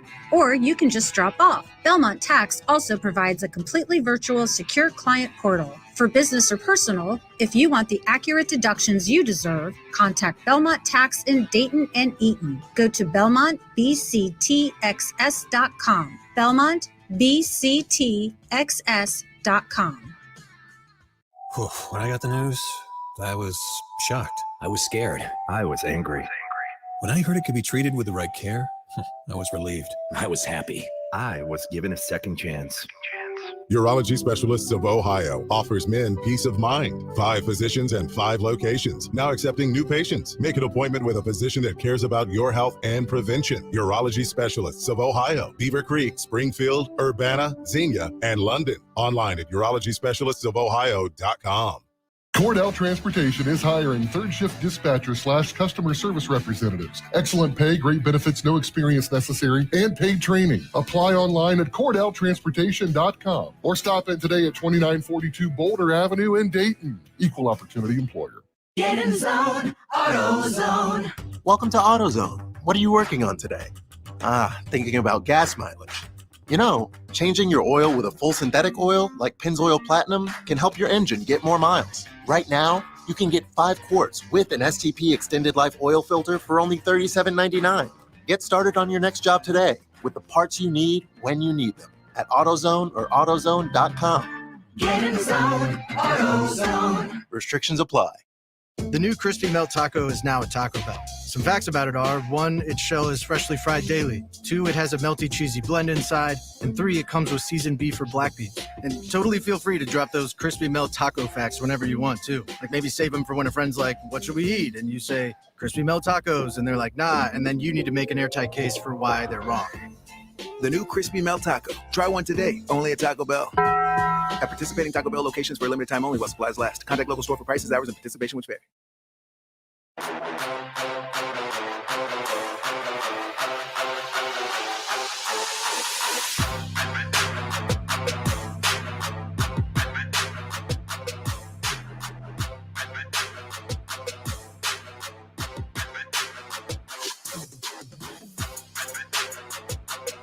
And we are back. Justin Kinner, former Dayton Flyer, Norm Grevey with you here on Dayton's ESPN radio station, 1410 Wing AM.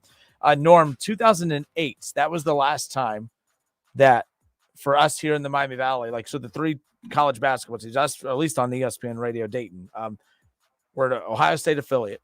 So 2008, you have Wright State in town, obviously Dayton and Ohio State. That's the last time that all 3 teams weren't in the tournament at all. since 2009, at least one of those teams have always been in the tournament ever since. That's interesting. So- Well, Ohio State got on a roll there, and Dayton got on a roll there with Archie those 4 years.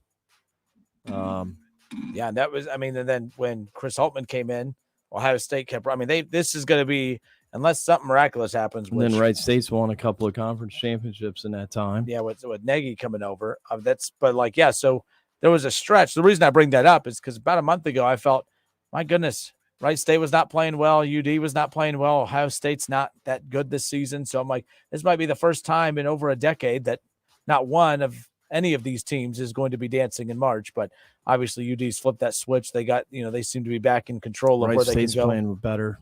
Is the best that they've Justin. played. How about this last Friday? Well, look, we know this city loves college basketball. There's a lot to play for, and Dayton and Wright State, I wouldn't say easily, but both have high probabilities to win their conference tournament. Yeah, how about last Friday? UD played at 8 o'clock on ESPN2. Wright State played at 9 o'clock on ESPNU. 6,000 fans for Wright State's home game. Obviously, your typical 13, but 19,000, basically 20,000 college basketball fans filled up two different arenas in one night on ESPN's family networks. I think that's pretty dang cool. When you just think about, I remember years ago, Luke Kennard, when he was, obviously in high school playing at Franklin, there was the flying to the hoop, and the same thing. Wright State had a game. They had 6,000-7,000 fans at their game. UD had 13, and then there was the 4,000 or 5,000 at the flying to the hoop. I'm like, my goodness, Yeah. like when you this city in basketball, high school, college, it doesn't matter. But it's going to be the same thing this coming up weekend. Though UD and Wright State both on the road, but both teams will be on ESPN at the same time that night. But it's been kind of cool seeing both teams on ESPN at the same time. But having two home games last week, I thought that was bad for Wright State. I'm like, that ain't good. UD's at home. Wright State's not going to get anybody out. The environment at both places were incredible. Yeah. And, Wright State had all that green neon going on in the stands. I saw some Twitter reports, and it was really cool. And I'm glad Wright State's playing better. I know who's their center from Fenwick. AJ Braun. AJ, I've known him for a long time. And Neff was on my son's AAU team from Oakwood. They shrunk that bench down to like one. I think they played all five starters played 32 or more minutes. One guy off the bench had 15 minutes. Amari Davis has not been playing well. He's like, I'm one of his biggest fans. I was so jacked when Wright State got him. He incredible high school player. Yeah, how about in today's college basketball? I think he's gotten older. He's 22 now, maybe 23. He probably will play another year. Your body gets changes over time, and he's put a lot of wear on that body with his athleticism and the way he got up and down the floor against, for Trotwood, winning a state title and playing in a final. So great kid, and he battled in the SEC. It just takes a while to adjust. I don't think he has to. He's still playing great defense, and his length and athleticism. He rebounds. But I remember his freshman year. Surprised he's not scoring miles more as well. Well, his freshman year at Green Bay, Amari Davis averaged like 16 a game. Right. But my favorite part about that stat was the fact that he was a freshman. But the other thing was he only attempted 4 threes the entire season. So for a guard in today's caliber of basketball to average 16 a game tough. and not attempt a three, incredible. You put a 3 with that. But and then he went to, where did he go? Missouri. And then he was coming off the bench averaging close to double digits. And so we thought there'd be a lot more high, efficiency scoring, but hasn't been the case. But the fact that I love his attitude because he's not hanging his head. They won against their number one rival this past Friday night. He played 3 or 4 minutes and he was smiling and high-fiving teammates. I think that I'm highlighting that because I think that's cool because I'd be pissed, right? I'd have a bad attitude, right? Like I think we all would. Like you never he's a good know. kid. You never know. So you never know. He could be battling injury. He could just be, fatigued. You never know what it is. But they coach just going with different guys at times, and that happens on a team. And he's old enough. He's been through championships. He wants to get to the NCAA tournament. So a lot of guys are able to swallow pride and do what you got to do. Yeah, it's going to be interesting. Again, conference tournaments are going to be very fun this year. That's for sure. And by the way, 518-1410, that's the number if you want to reach out and send a text in a question for Norm Grevey. That's the WING hotline. This one comes in from Mike. he knows you're a big NBA fan. I don't know if you know Mike, but Mike says, what's your thoughts on how the Knicks are dealing with Obi Toppin, and were you bummed that they did not trade him at the deadline last week? Great question. Yeah, I'm definitely I was kind of disappointed that he didn't get traded. Was really hoping he can get more of an opportunity to play at the Knicks. I know he's coming back from injury. He seems to be healthy now, but he's playing behind an all-star and Randall. And that's it's just disappointing because I think he could be a major impact on a different team. But if you're the Knicks, you never know. Injuries can always happen. He's a tremendous athlete and even a better teammate, and that's hard to get rid of. They still are investing in him. His role isn't what I think Flyer fans or myself included or people around the country or Knicks fans for that matter. I look at their Twitter and they're just it's been going on for a couple of years. It's disappointing, but I think you got to be a professional, and you never know when your number is going to be called. Injuries can happen, different matchups in the playoffs. Never know. So he's getting guaranteed contract. He's happy. I was going to say, we saw him. He's going to make the playoffs. He's happy. When we did the TBT over the summer, he looked happy as could be. Yeah, my brother happy as could be. My brother Justin played in the NBA 10 years. He got in the NBA in 76, didn't play much. 77 didn't play much. 78, he's playing with Big E, Bobby Dandridge, Wes Unseld, Phil Chenier, another all-star, injured his back around the 30th game, and they inserted my brother Kevin from a small forward to a 2-guard. They went on to win the championship, beat the 76ers, beat the Spurs, and beat the Sonics. And he went from his first 2 years having a similar role. So, you just got to be ready. But, yeah, I was a little disappointed. Yeah, I saw at one point, it was about an hour before the trade deadline because it hit at 3 o'clock. And about 2:15, there was a report that had come out that the Pacers were intrigued and that they were trying to at least get on the phone to see what they could do to potentially get Obi Toppin. I would have loved that. I just went to a Pacer game, but the weekend before, but to have him just 2 hours, a little bit away from unbelievable. Us. Yep. And he would be utilized there. I would love him in Cleveland. It's just really, it's unbelievable how he's so underutilized. And I see stats where he's shooting for every 4 shots Obi Toppin takes, I think 2.5 to almost 3 are 3-pointers. He's never in the screen and roll. Which was his strength. I mean, that's who Obi was. I don't think they look for him in transition.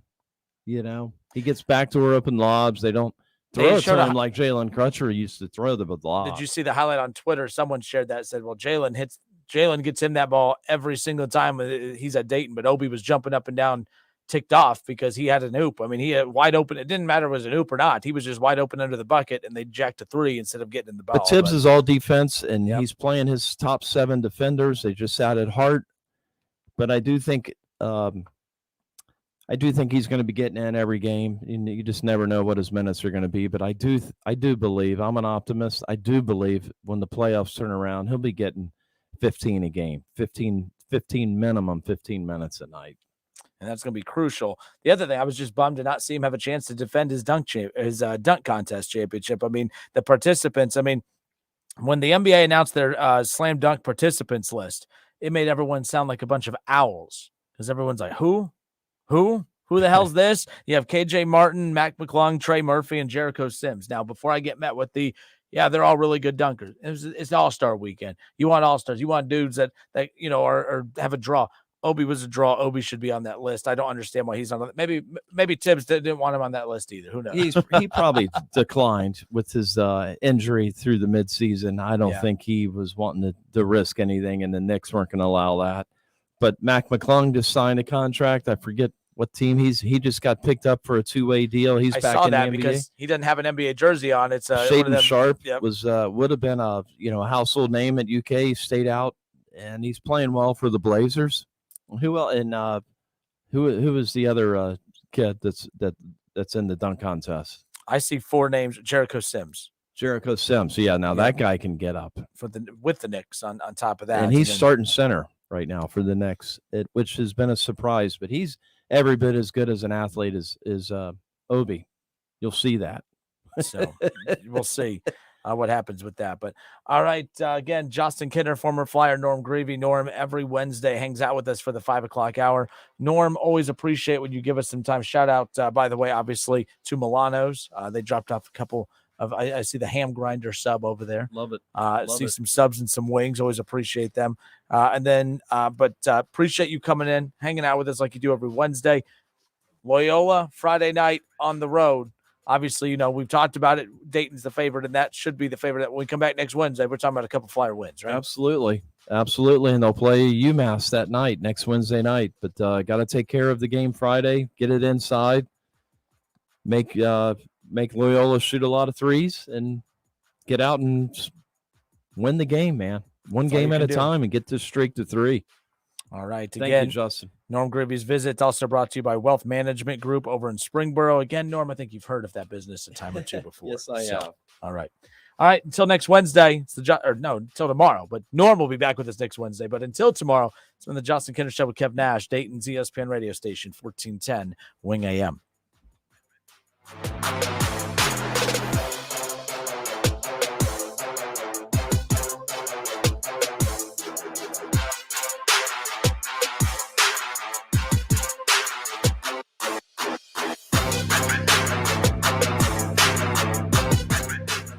I'm Tamron Hall. Why give your family just ordinary eggs when they can enjoy the best? Eggland's Best.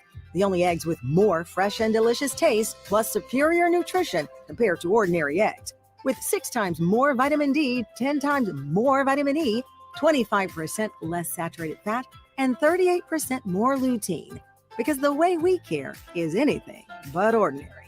Only Eggland's Best. Better taste, better nutrition, better eggs. Mike Lindell and MyPillow are launching the new MyPillow 2.0 with a special buy one get one free offer.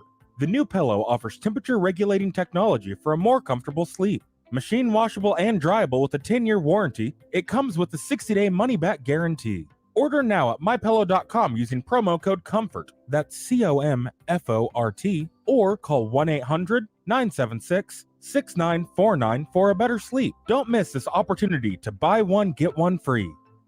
Dell Technologies President's Day sale starts now with savings on select sleek XPS PCs and more, powered by 12th Gen Intel Core processors. Call 877-ASK-DELL.